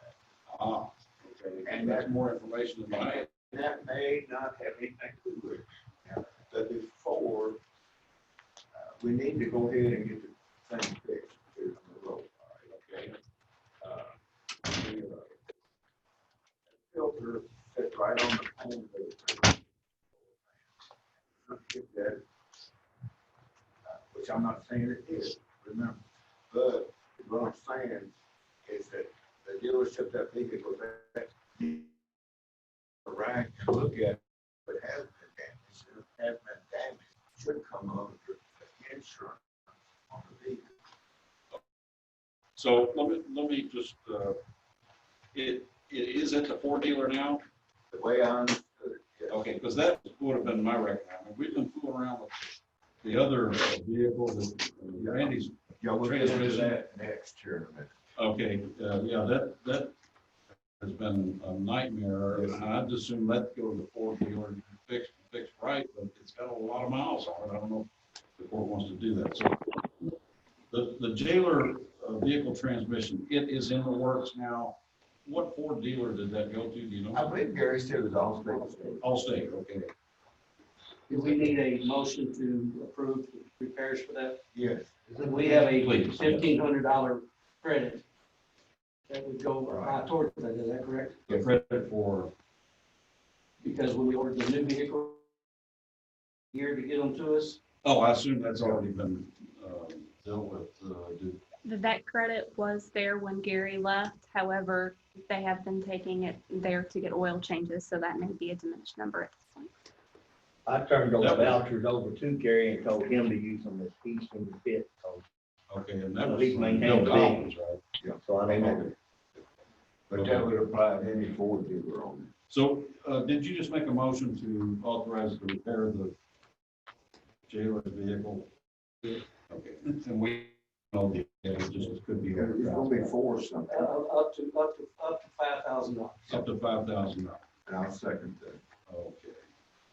We've got a motion, and a second, any, Mike and Brett, I assume, are able to hear that. The motion is to have the jailer vehicle transmission repairs done up to a maximum of $5,000. Yes. I heard it. So with that, if there's no other, I'm sorry? They are. Okay, call the roll, please. Squire Travis. Yes. Squire Jeremy. Yes. Squire Brewer. Yes. Squire Mike Moody. Yes. Squire Beaverson. Yes. Ruth Riley. Yes. Motion carries. Just to add one thing, this is the second vehicle for the jailer. The next one will be horse and buggy. Okay. Okay. So, clear. You cleared that with him, I'm sure.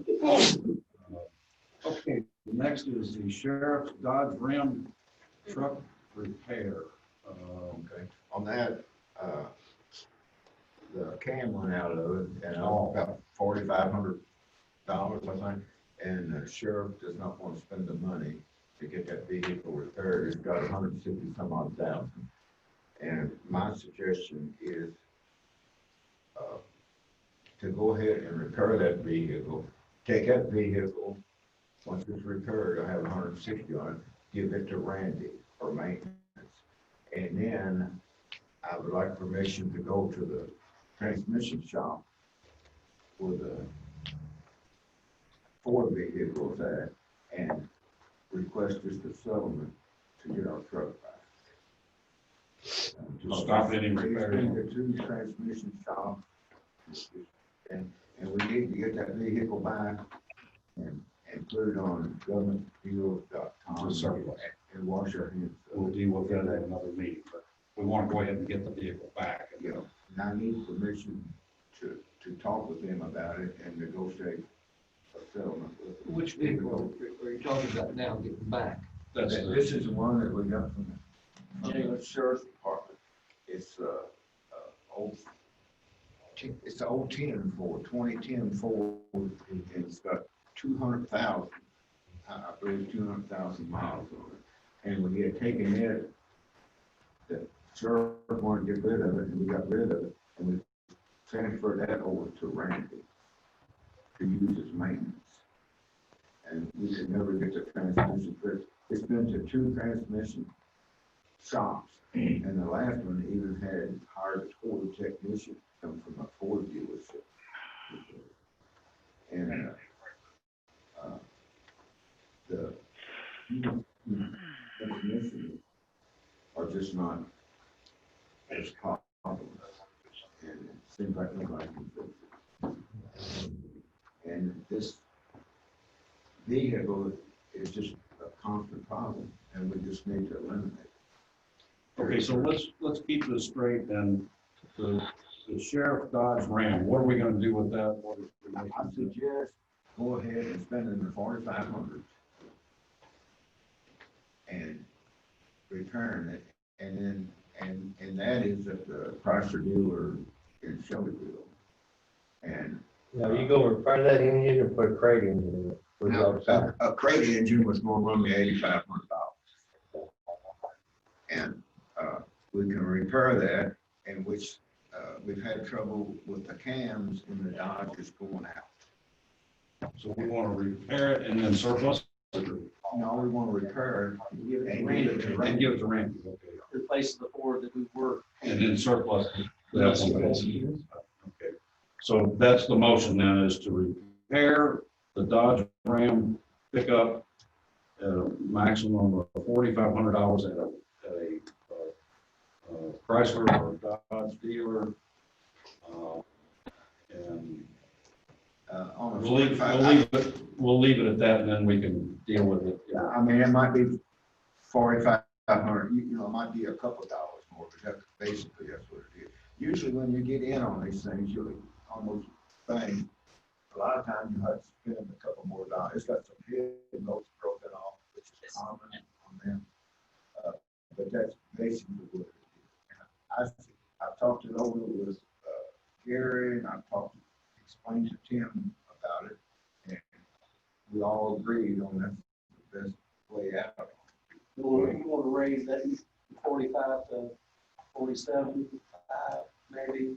I think would be safer, okay, you know, be $10 more, and then we have another. That was gonna be my question. What do you want me to do when they call? You know, I'm gonna raise that. Your motion is 5,000. And then those things just happen. So we can do it for under 5,000. So then that needs to be authorized, repairs up to $5,000. Yes. Dodge Ram. Yeah. Okay, that sounds like a good motion. Is this a truck that is, that Randy needs, you know, or not just because we've got it, we're gonna give it to him, but I mean, he needs a certain type of work truck. Well, I disagree with what Randy wants anyway, but Well, what does Randy want? Randy wants a 4-door, 4-wheel drive pickup truck. Okay, he doesn't want a van. No, I've suggested that 3 or 4 times. They don't, I don't want to. I just gotta keep their road, basically. Okay, so the motion then is to repair the Dodge Ram pickup truck up to $5,000 at dealer. And then you know, if we And then give, and we'll leave the motion at that. Just a simple are we still, Authorize repairs up to $5,000. Let's deal with that and then we can. are we still in discussion? Well, I think that's your motion, right? To Yeah. authorize repairs up to $5,000. I believe Squad Brewer did the second motion. Okay, now we can have. Okay, you know, when we give that truck to Randy, we're gonna have to buy a topper to put on it. And racks. I agree. You know, Hey, so I'm we're- telling you, if it was left up to me, we get a F-150 or F-250 online. Me too. And you got that whole thing back there to put your stuff in your stage drive. You don't have to go. Well, you know, we're probably gonna have to spend a couple of $1,000 just getting the truck set up for Randy's tools and stuff like that. So just make it. What do y'all want to do? Well, we've got a motion on the deal with the Dodge. But I'm just saying, Hang on. Motion. Yeah, let's finish this motion, okay? And then, well, let's just go ahead. Does anybody have any further discussion on the motion to authorize up to $5,000 for repair? I thought this was part of this motion. No, let's just get this out of the way. We got a motion. Sir, call the roll on the motion. Somebody has more discussion, let me know. Otherwise, call the roll on the motion. Squire Jerry Moody, Yes. Squire Brewer, You seconded the motion to repair up to $5,000. Yes. Squire Mike Moody, Yes. Squire Beaverson, Yes. Squire Judge Riley, Yes. Squire Travis. Yes. Motion carries. Okay, now, what we can do, once that's repaired, then we can get into discussion about, what we're going to put the Randy in. I kind of agree, it seems to be like a van maybe the more appropriate way to go, but then that would require then us at a future meeting to decide, well, are we going to surplus the F-150 and surplus this Dodge Ram, and buy a van or whatever. That'll come at another meeting. We're not going to decide that. So, if that's okay with you. So that then, if it's all right with the court, will bring us to the animal control vehicle. That is in pretty bad shape. I don't know if you've had a chance to look at it. Talk to James, or look at it. Well, has it pretty well reached the end of its useful life for us? Or?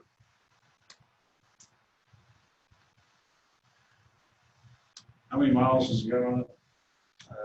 179. 180,000. It's got the Chevrolet, it'll run longer and forward. Is that an advertisement? I'm sorry. No, it's not advertising, but I'm just telling you the fact. Yeah. Well, it's, from what I understand, is if you're having trouble with the transmission, it's rusted out. I think that, in fact, James has, you've sent me, and I've gotten the, I guess, Facebook messages or whatever, of new animal control vehicles that are for sale, which are set up with the box on the back and so forth that is suited to what an animal control officer needs. Just buying a Ford Explorer or something like that really is not going to take care of that. So, My recommendation would be to allow Jerry and myself to pursue, get the information, and bring this back to another meeting. and About include, what? About possibly replacing the animal control vehicle. Well, let James get involved in that. well, that's what I was going to say, yeah. I think He drives it, I'd say so. Yeah. You gotta remember, we're probably, I discussed it with the sheriff the other day, we're gonna need at minimum 2 or 3, and that's cutting it too close, probably 4 sheriff's vehicles. In this fiscal year, In this new fiscal year. I haven't budgeted for it, so. I know, and that's what I'm bringing in. We have nothing budget for that. We have nothing budget for the animal control law. Now, I'm just bringing it out, And that's the reason, you know, we've just been cooling a little bit. So I just want the court to know we're facing about 4 vehicles for the sheriff's department, because just the law average, we're gonna get another one tore out. We're gonna blow them over and one, and they're all getting higher miles. And we're trying to get the mileage. Our goal is to try to get it and get them out of service at 150,000 miles. And it's, you know, it's, with nothing budget, I don't know. I mean, I will do my best, but there's no need to make waste my time if the money is not there. Well, you know, you know now that we were in really dire straits on our entire vehicle fleet. It just, Yeah, and we're starting you to know, get. that's from, you know, pension pennies and all that, all this stuff. You know, we're gonna take up employee pay rates. You know my feeling on that. I don't think it's right to balance our budget back to employees. So forth. So, you know, this is one of the reasons I was looking at the possibility of revenue that didn't fly. So here we are. We can either, at this point, because we can't do anything on the revenue side of it, we can either live with what we got or borrow money to replace some of these vehicles. Some of you are adamantly against debt. Debt is not good, but at the same time, some debt is not bad. You know, it's not that every debt is bad. We've got very little debt. I think just barely over $100,000 of debt on our books right now. So that's not a huge amount of debt. Some of that's going to be paid off within the next year or two. So That's just. if we this need fiscal to, year, 100,000 just for this fiscal year, not total. that's total debt. I have to see that. That's not a lot of debt. So, you know, if need be, and we need to do something to update our vehicle fleet, we can possibility of what its costs are, we can look at that, so how we're gonna pay for it, look at the possibility of leasing or a loan outright to purchase these vehicles as we need them. So we're not gonna do anything today about the animal control vehicle, but these two magistrates will be getting with you and seeing what we can do. You know, I think that, you know, in some cases, the ones that you sent me have a lot of miles on it, a lot of miles. But I like the box on the back because it's more suited to what you need. So we are going to take up a little later here in just a few minutes. I talked with him, what was it, about a month ago? No, maybe 2 months ago, we talked. And he showed him some of those Explorers, and he said that the Explorers would work fine. The Explorers? Well, Gary measured, and with the measurement, I wouldn't even be able to fit a large dog crate in the back.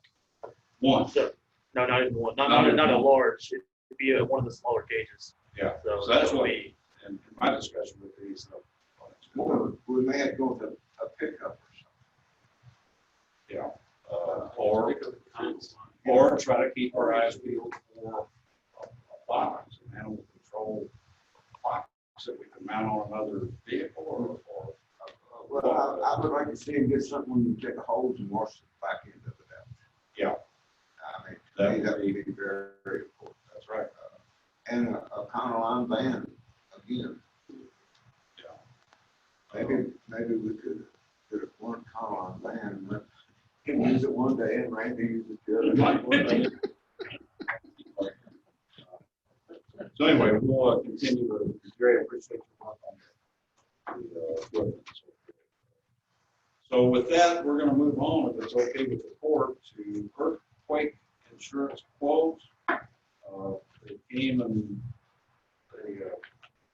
they go sent us through. I didn't want to approve it without your approval. We do keep a rider, earthquake rider on an insurance policy. If advised to continue to do that. Looking forward now. I'll make a motion that we accept case codes 9,441, $5 premium for earthquake insurance. Okay, we've got a motion.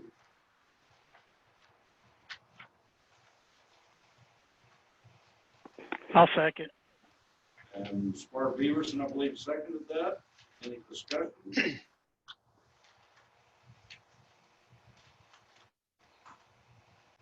Hearing none, call the roll, please. Squire Brewer, Yes. Squire Mike Moody, Yes. Squire Peterson, Yes. Squire Bradley, Yes. Squire Travis. Yes. Squire Jerry Moody. Yes. Motion carries. Okay, and Brittany, we'll need to get that up to paper.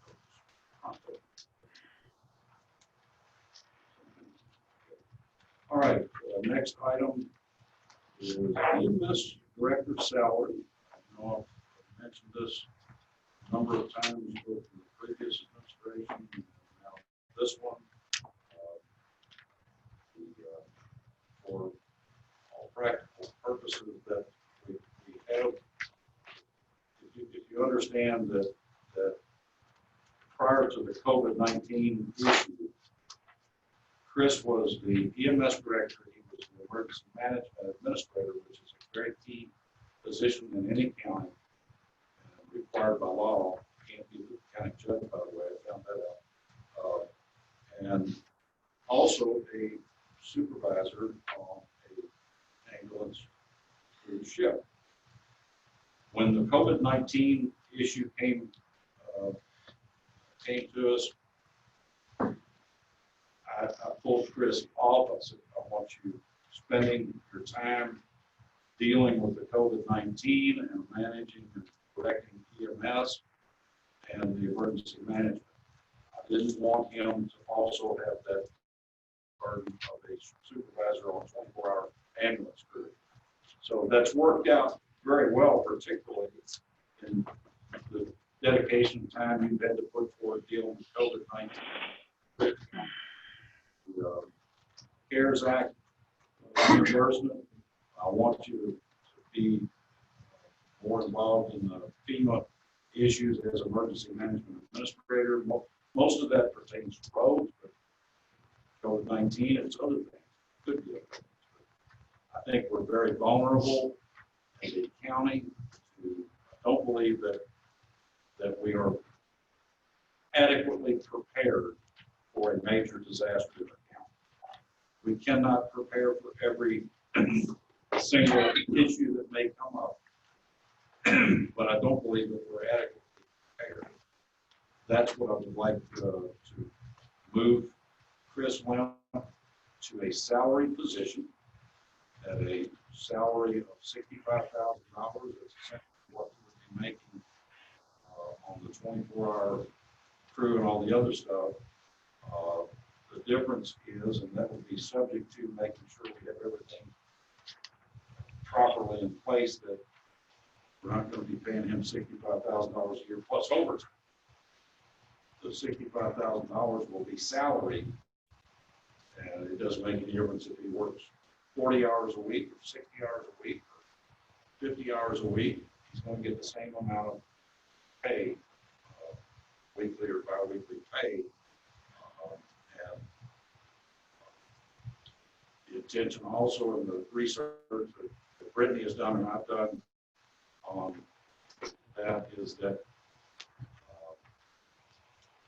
we would still want him to maintain a timesheet, primarily for tracking leave time, vacation leave, holiday pay, sick leave, that sort of thing.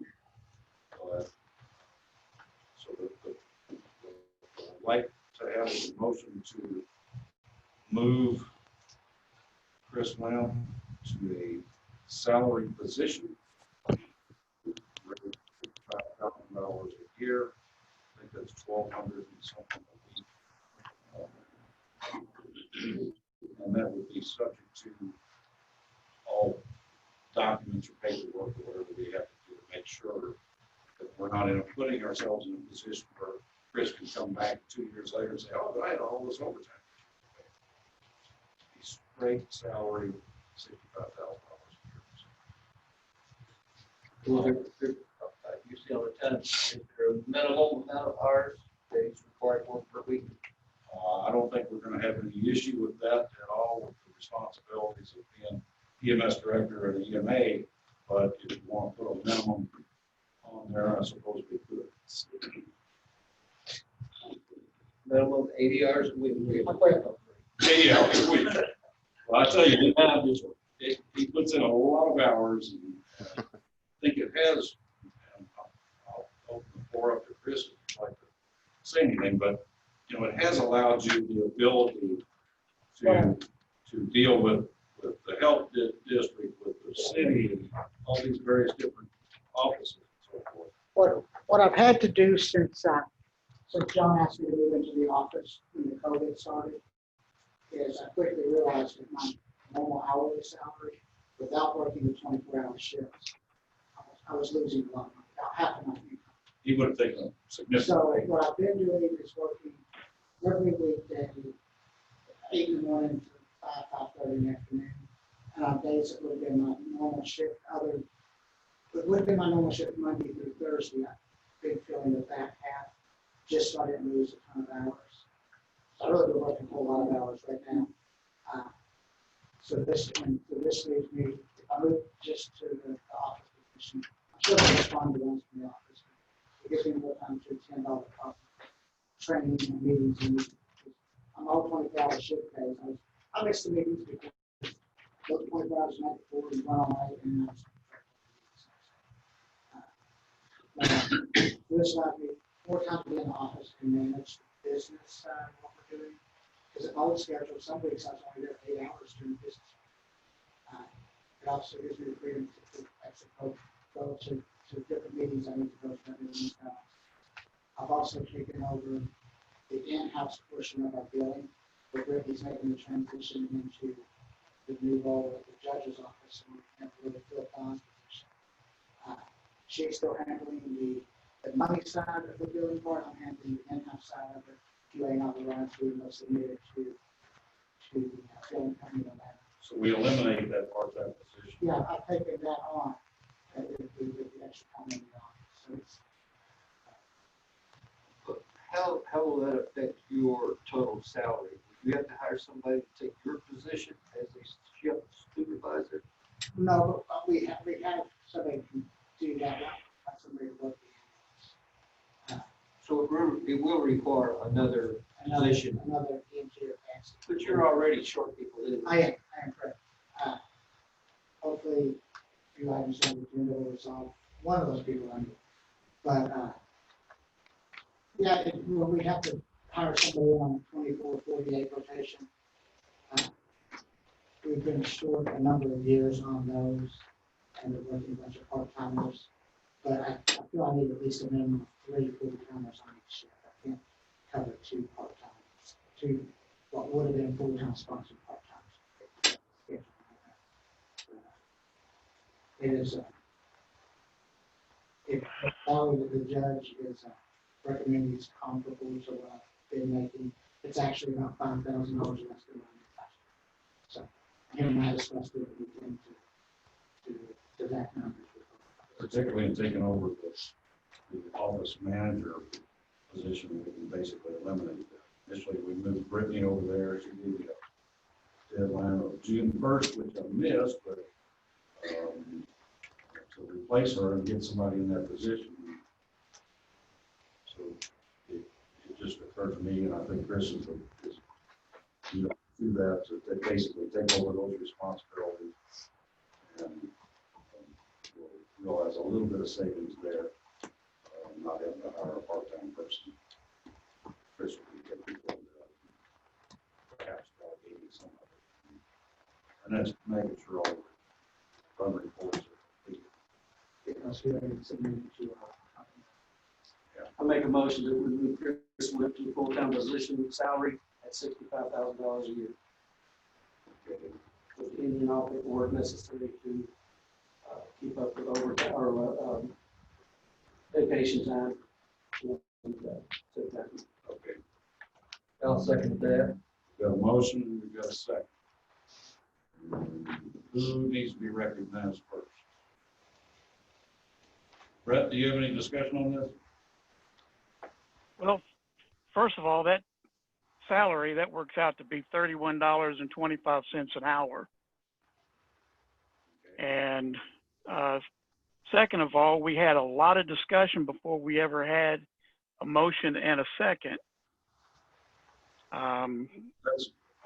Third of all, we had the employee himself get up and make his case about his own salary increase, which seems to be a conflict of interest. Okay, any other comments? Judge, I'd like to make a comment, please. Okay, go ahead, Mike.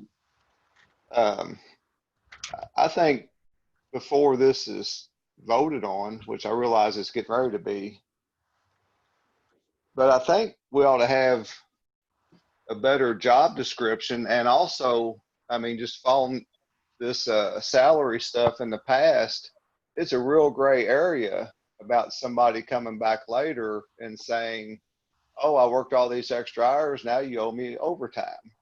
And I'm not completely sure of how that works. And I think that needs to be thoroughly investigated to make sure that we're not setting up some type of big liability for the county a couple of years down the road.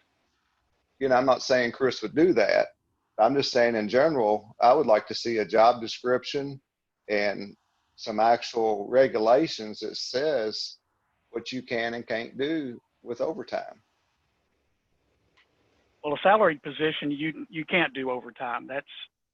That's already regulated. Well, no, that's not exactly true, Brett. And that's why. Really? That's correct. Yeah, that's not exactly true, especially when it comes to government employees. That was always my understanding then. Yeah, and I'm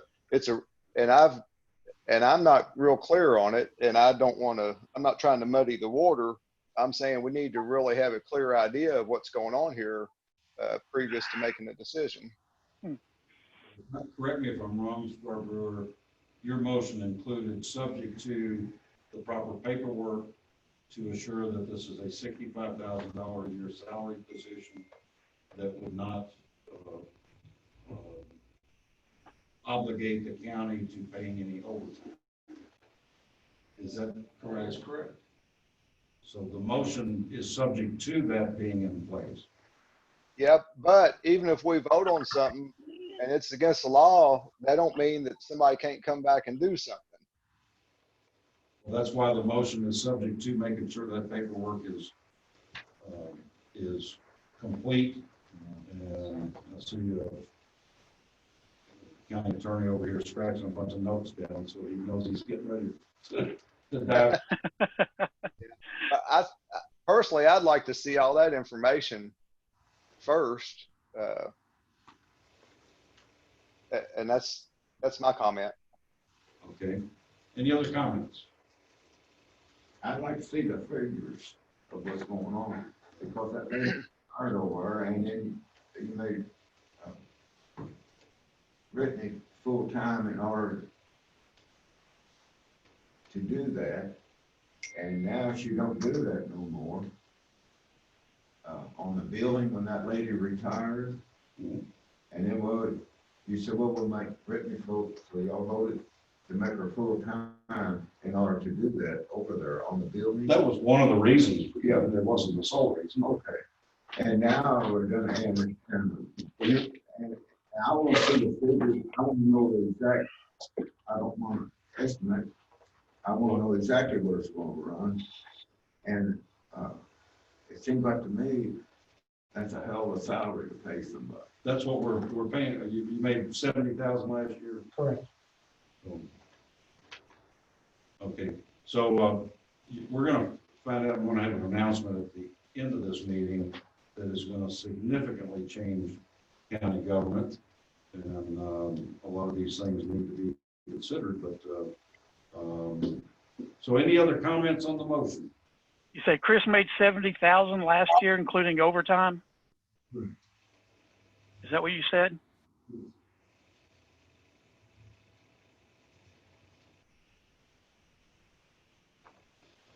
Okay, any other discussion? Call the roll, please. Squire Mike Moody, No. Squire Beaverston, No. Riley, Yes. Squire Travis, No. Squire Jerry Moody, No. Squire Brewer. Yes. Motion fails. Okay, we're gonna move on then to employee pay rates. Can we have any more comment about that? Just go short. Yeah, go ahead. Even though I second that motion to do that, I think after Brett might talk a little bit, is that maybe we can come back with those figures and comments and regulations, whatever we do, and then bring this back up at a later meeting after we have that information in front of us. All right.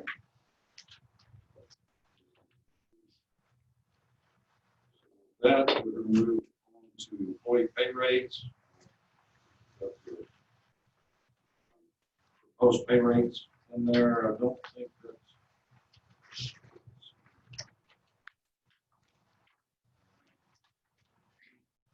Eliminated, yeah, I did take, oh no, I've got it on there separately. We're currently at 16.40 an hour. So we'll take yours up. I'm also going to request to go back to my 24-hour shift, Judge. I don't think that's wise. I would prefer you to be able to manage EMS, EMA. Yeah, well, I apologize, Chris. Okay.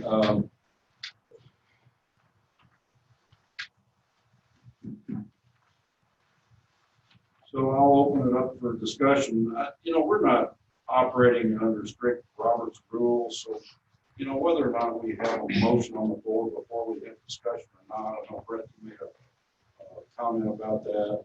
You know, I'm going to chair this meeting and allow some discussion on this before we have a motion. So I'll open the floor. Who wants to be recognized first?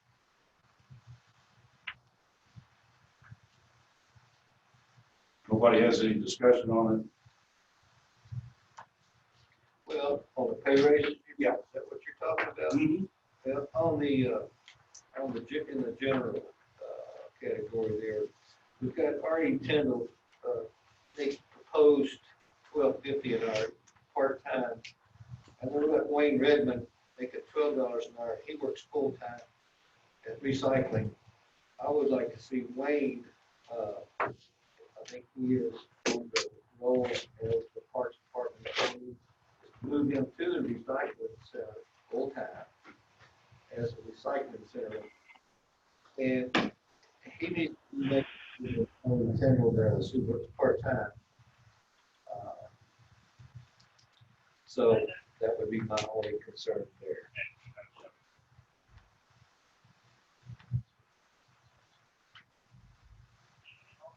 Who's next? Well, yes, John, Yeah. we can have discussions prior to a motion, but the purpose of that, and I know you're the chair of this court, but the purpose of that is not to waste time. If we're not even going to get to a motion, then we are able to move on. If we get to a motion in a second, then we can have a discussion.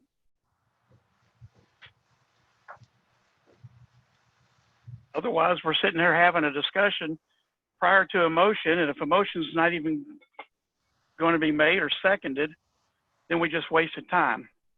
All right. Brett, I'll entertain a motion. Do you have a motion? Yes, so we can discuss this. I'll make a motion to approve. Okay, we've got a motion I'll second. and we've got a second. Okay, now we can proceed. Exactly. Go ahead. I'd like to see. Hold on just a second. That's Brett. Ready? Yeah. Go ahead. Okay. Just having all the individuals and their pay, this is so incomplete. We're the fiscal court, so we need to see the entire picture here, not just what an hourly rate is. What do these hourly rates actually add up to? and then compare it to this past year's overtime and give us an end balance, not just an hourly rate increase.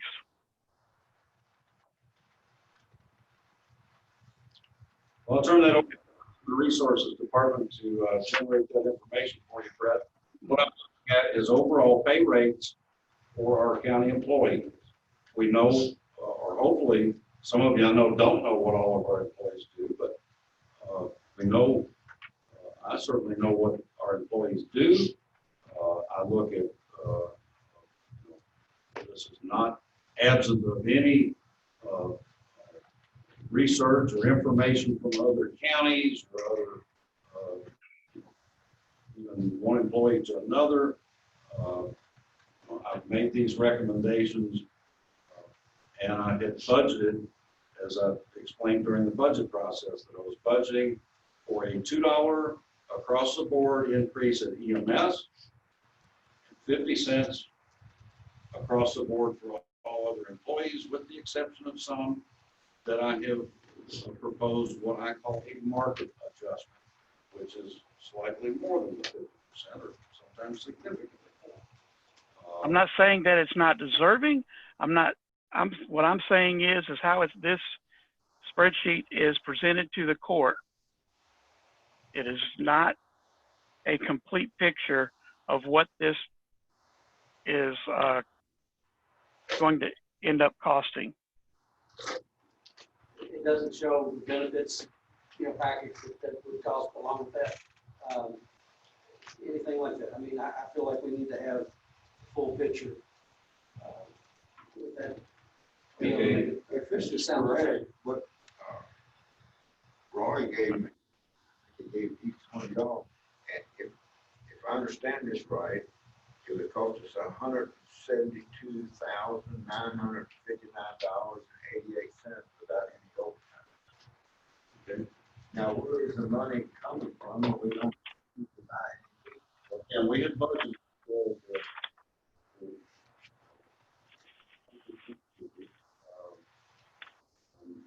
most all people. But it sounds like you all are looking for more detail. Guesswork as to what someone may or may not have as far as overtime as we go through the fiscal year. For example, our road department. We've been blessed in our road department that we've not had significant overtime. We have not had, we've had mild winters, and we've not had a significant amount of overtime. Yeah, so we've really been lucky. If that's the court's feedback, Okay. This I would, my intention as a budgeting process is that these pay rates would be retroactive to July 1st. That's what I'm taking up now. What I need to know, and if you all will please email me or something to explain to me exactly what you want to see, so that I don't compare this back at the next meeting and say, oh, well, I wanted something different. Okay, but tell me what it is, and again, we'll have our, and I say that tongue in cheek because we have no human resources department. I've been an advocate for having someone in that position, but we'll turn it over to the human resources department, and that again is going to significantly change when I tell you what I want to tell you. Well, we just put out that, to the county employees, that the magistrate are once again, not considered of the employees. I just feel that we weren't given enough information to make a sound decision on spending the county's money. That's the biggest thing here. That's right. John, there's no totals here. All of them are deserving of payment. Well, I think they'll be fine with that as long as it's retroactive to July 1st. Got no problem with retroactive. I'm just talking about the information presented to the court is incomplete. Another thing, this is America. If you get a better paying job, then go get it. Well, I'm not one to disrespect our employees and to advocate that we lose more. And for example, EMS, very difficult to replace folks over at EMS. I'm not, as you know, Jerry, here in the last year and a half, I'm not one to go out here and we've had a healthy disrespect from this board for our employees, and I don't concur with that. So, Well, I think a healthy disrespect to the taxpayers that we represent. well, I think the taxpayers want us to be able to have professional people in these positions and to do the best job that we can. But, you know, if we, again, continue to balance our budget, which we've had for years, on the back of the employees or the expense of getting them the vehicles, the equipment, and the workspaces, and the tools that they need to do their job, you know, but instead it's you know, let's give them the least amount we can get by with and hope that they don't leave us, and give them broken down equipment to go out here and work. I don't. My argument on this, John, is not the amount that's proposed right here. It's how it's presented to the court. We do not have a total balance of what these raises cost. It's not that any employee is not worth the amount. Hell, they're worth a lot more than what's here. But we don't, as fiscal court, we're not given the complete information on this spreadsheet. This is inadequate. Is it safe to say we're going to vote this motion down? So let's go ahead and call for the. Oh, I'm sorry. Go ahead, Spark Travis. Roy, your numbers that you have here don't match up with this on all of them. So What's that from? this is what Roy gave us for proposed for this year. Well, that's fine then. But Roy's not the county employee. This is information needs to come from the judge executive's office. I agree. I'm just saying Roy's numbers don't match up with. Okay. Well, let's go ahead and call the roll for the motion, and we'll dispose of this and move on to the next item. Squire Beaverson, No. Riley, Yes. Squire Travis. No. Squire Jerry Moody, No. Squire Brewer, No. Squire McKinney. Abstain. Motion passed. Okay, we're going to move on in EMS new hire. This might be a wasted point. In your packet, you have a recommendation to hire William Bill Blakely full-time at EMS position of engine basic. I told him it's going to be $10.50 an hour. I'm not sure if he'll take the job. I would like permission to hire him also. There's something wrong with Mike. I'm going to have to go.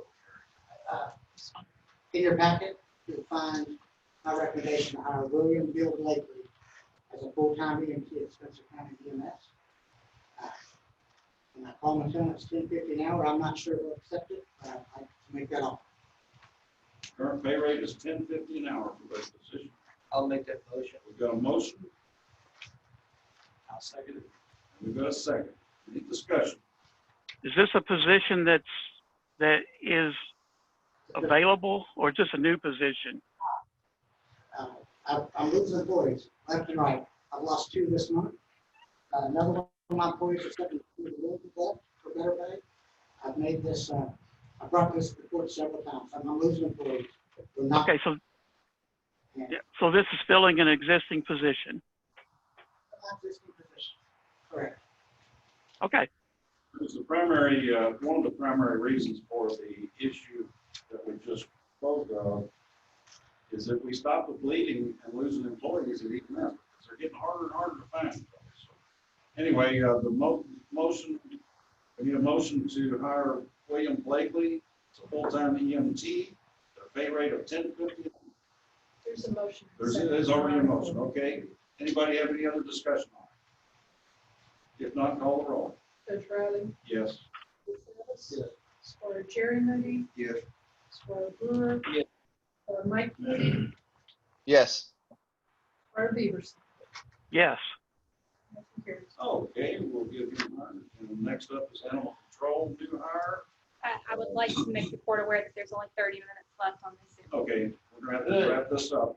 So, there is a recommendation in your packet from James Houghton. As you know, he's over there sorting it out by himself. The overtime was significant in the last pay period. I mean, substantial.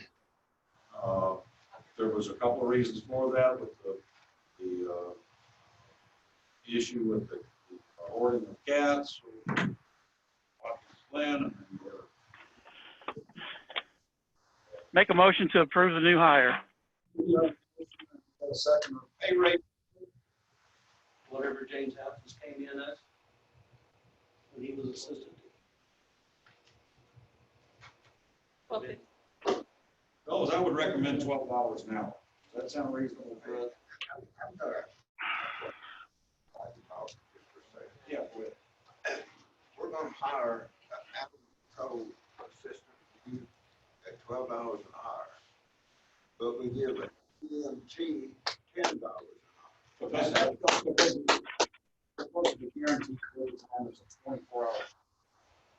So they're at a significantly lower rate, but they're working 24-hour shifts. So that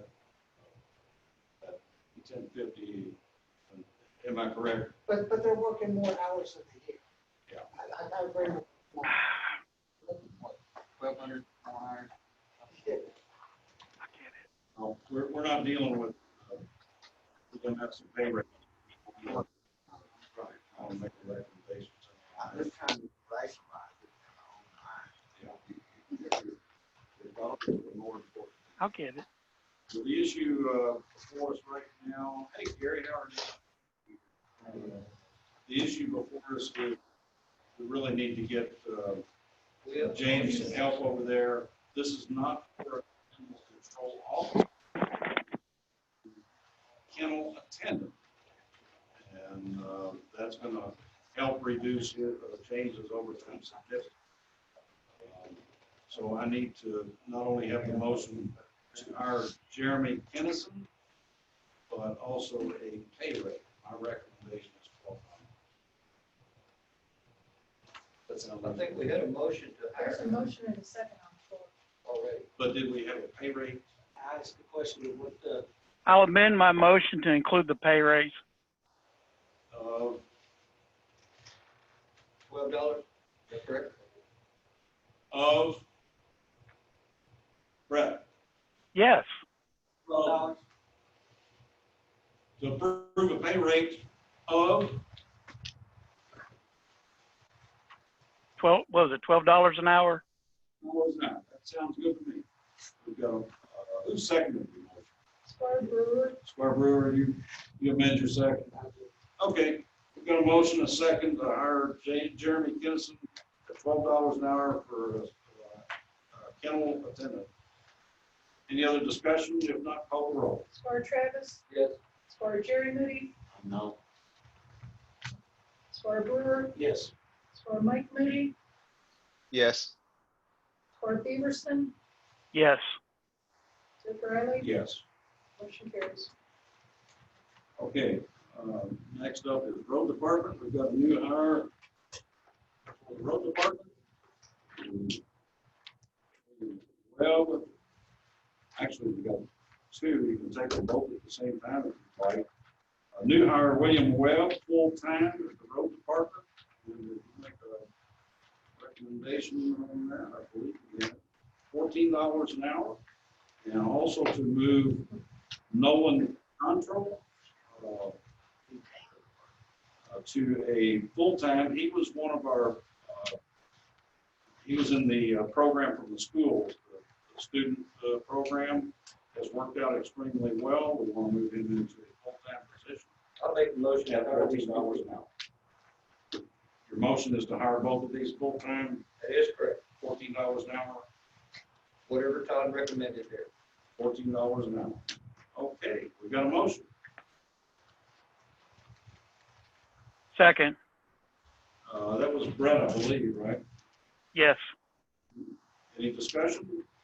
He had known that, you know, the new pay rate for the new hires would have been $14 an hour. under the new positions. So that's when this comes up again, I don't expect to see a pay raise given to it on the. No, of course not. Yeah, and there's actually one on under EMS.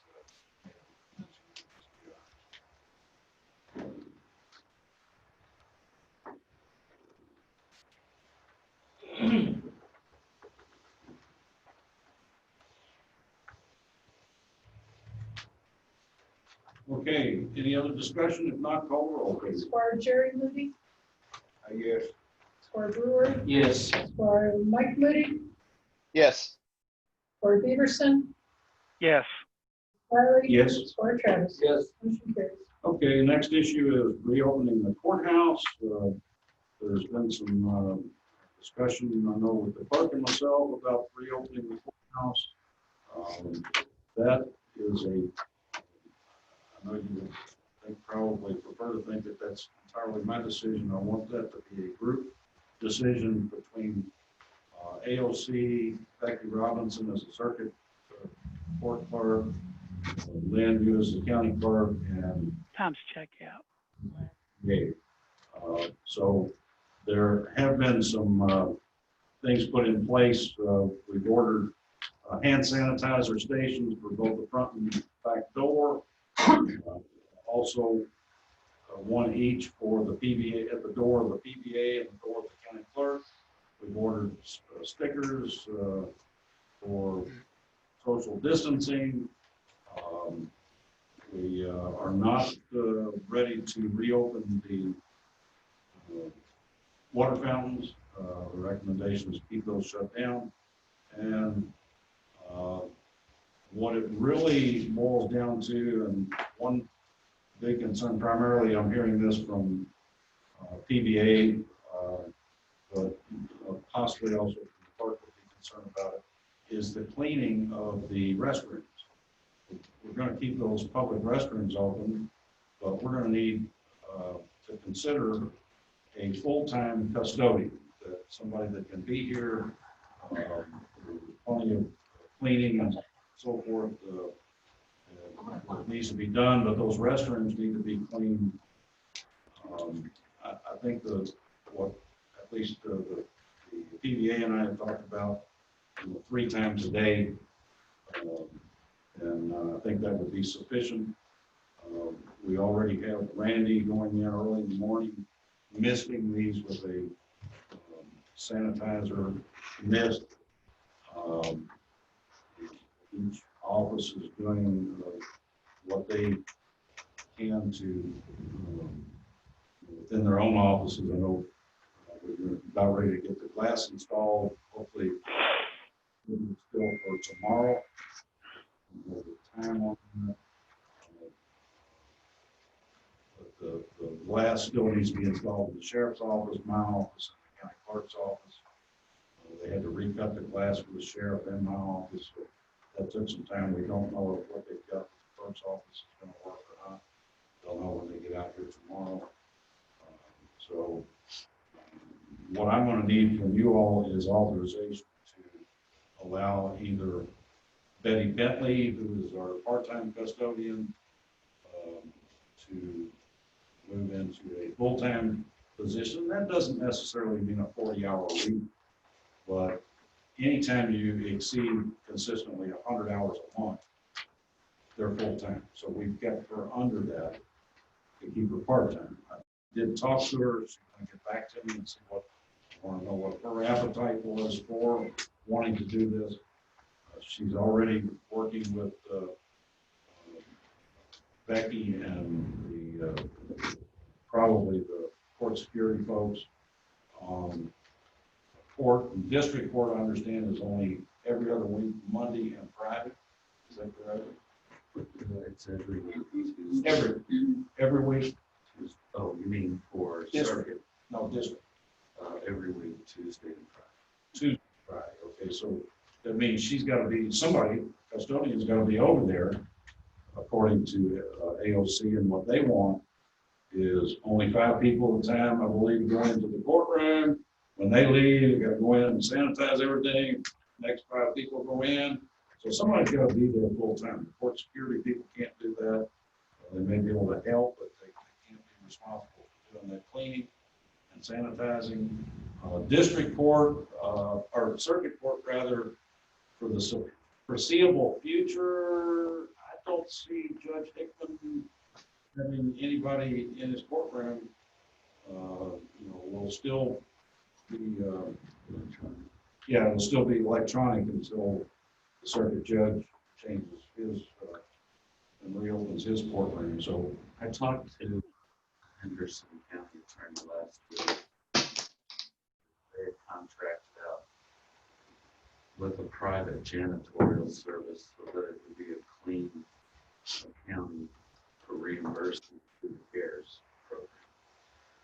Not to say that that's what we want to do, but that's an option that they exercise so that it would be easy to show why we asked for reimbursement, because that extra cleaning due to COVID, regular cleaning. So really, all I need from the court, unless anybody in the court has any questions about the reopening of the courthouse, I need authorization to allow Betty Bentley to enter into the full-time category versus part-time and keep her under 100 hours. I make a motion to approve that Betty Bentley be moved to full-time. We've got a motion. How much you making on? Make it even temporary full-time. Betty is currently at $11.09 an hour. I had proposed moving her to 12. That was the one that's current is $11.09 an hour, so that would stay the same. Where did you say that? I was saying, make it even temporary full-time, and then go back to part-time whenever this COVID is over. If it's ever over. Did you hear that, Brett? Yes, I'll amend that to making a motion that Betty Bentley's custodial position be temporary full-time. At her current pay rate. Correct. We've got a motion.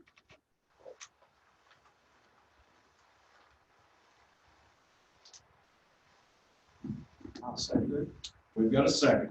Does there need to be any other discussion? Has there been a conversation with Miss Bentley? Is she willing to go full-time?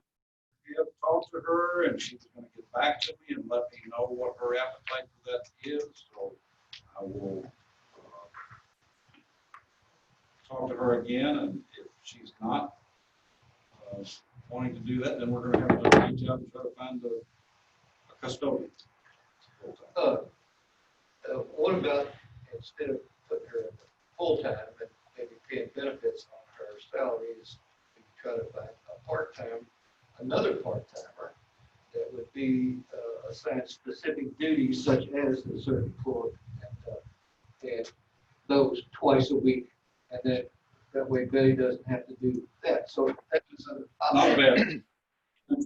What about contracting her out? It's up to the court. And it would be away from the benefits.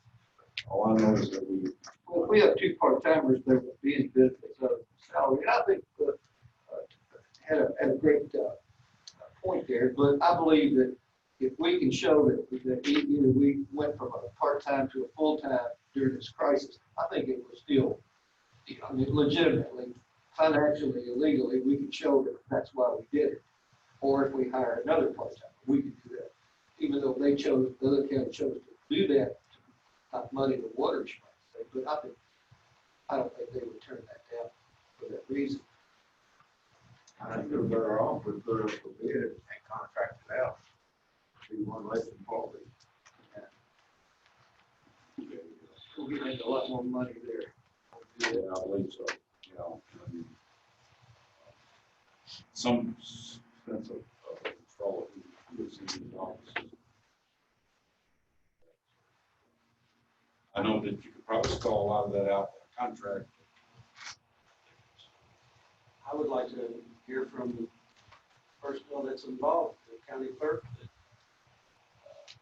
I'll recognize the county clerk.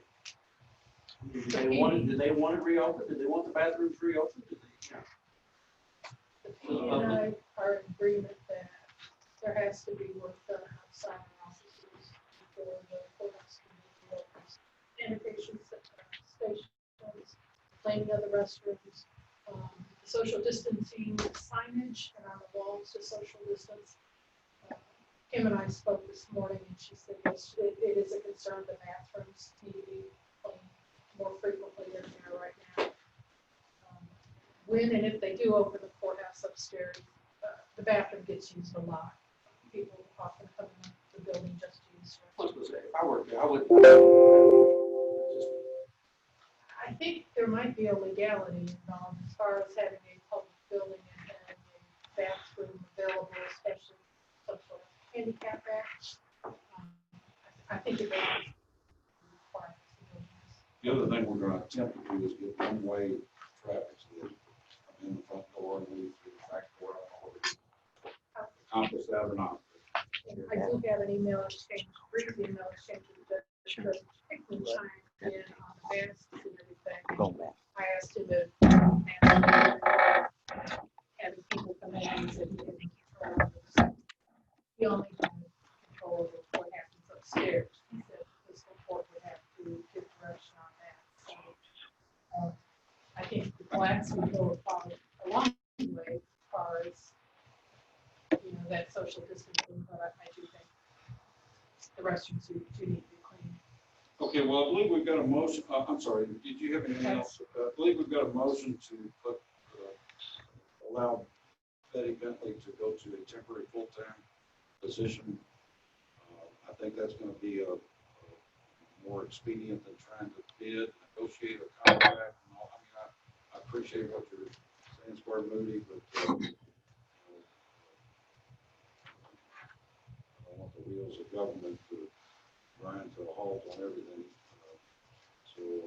Anyway, we've got a motion on the floor. Any other discussion? If not, we're running out of time. I'd like to go ahead and have the clerk call the roll unless somebody has something else to add. Squire Brewer, Yes. Squire Mike Moody, Yes. Henderson, Yes. Riley, Yes. Squire Travis, Yes. Squire Jerry Moody. No. Motion carried. Okay, so that brings us to review and approval of expenditure purchases, invoices, and transfers.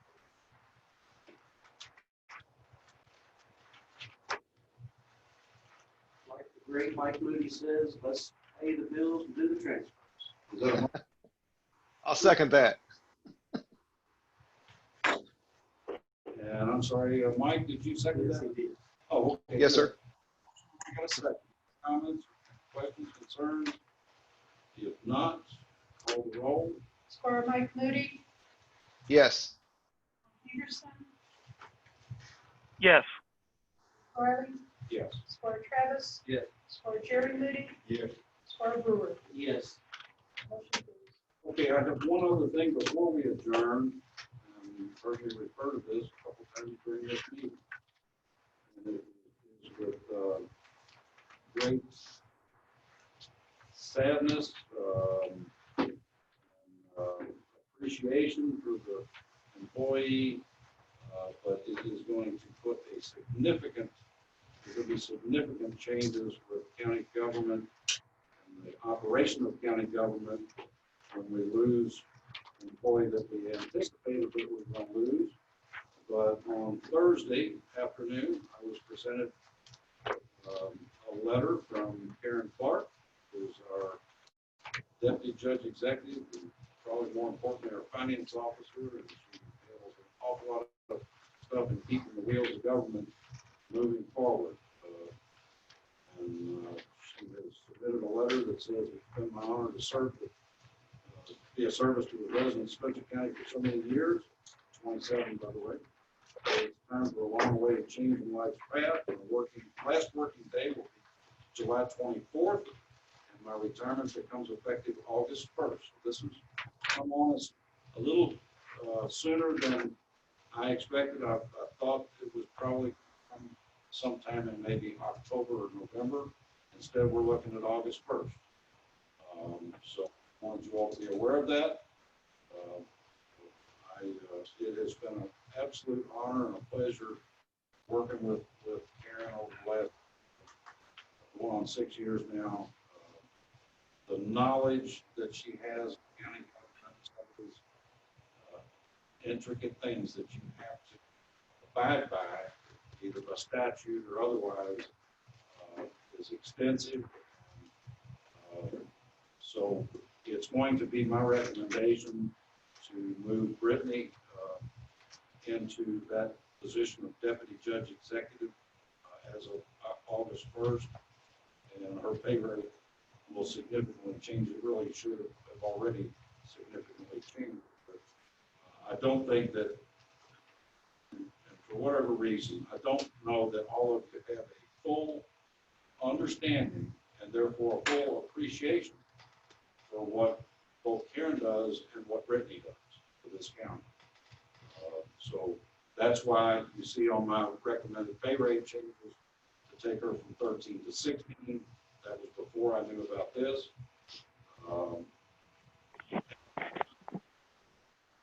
Worth every penny with the initiative that she takes.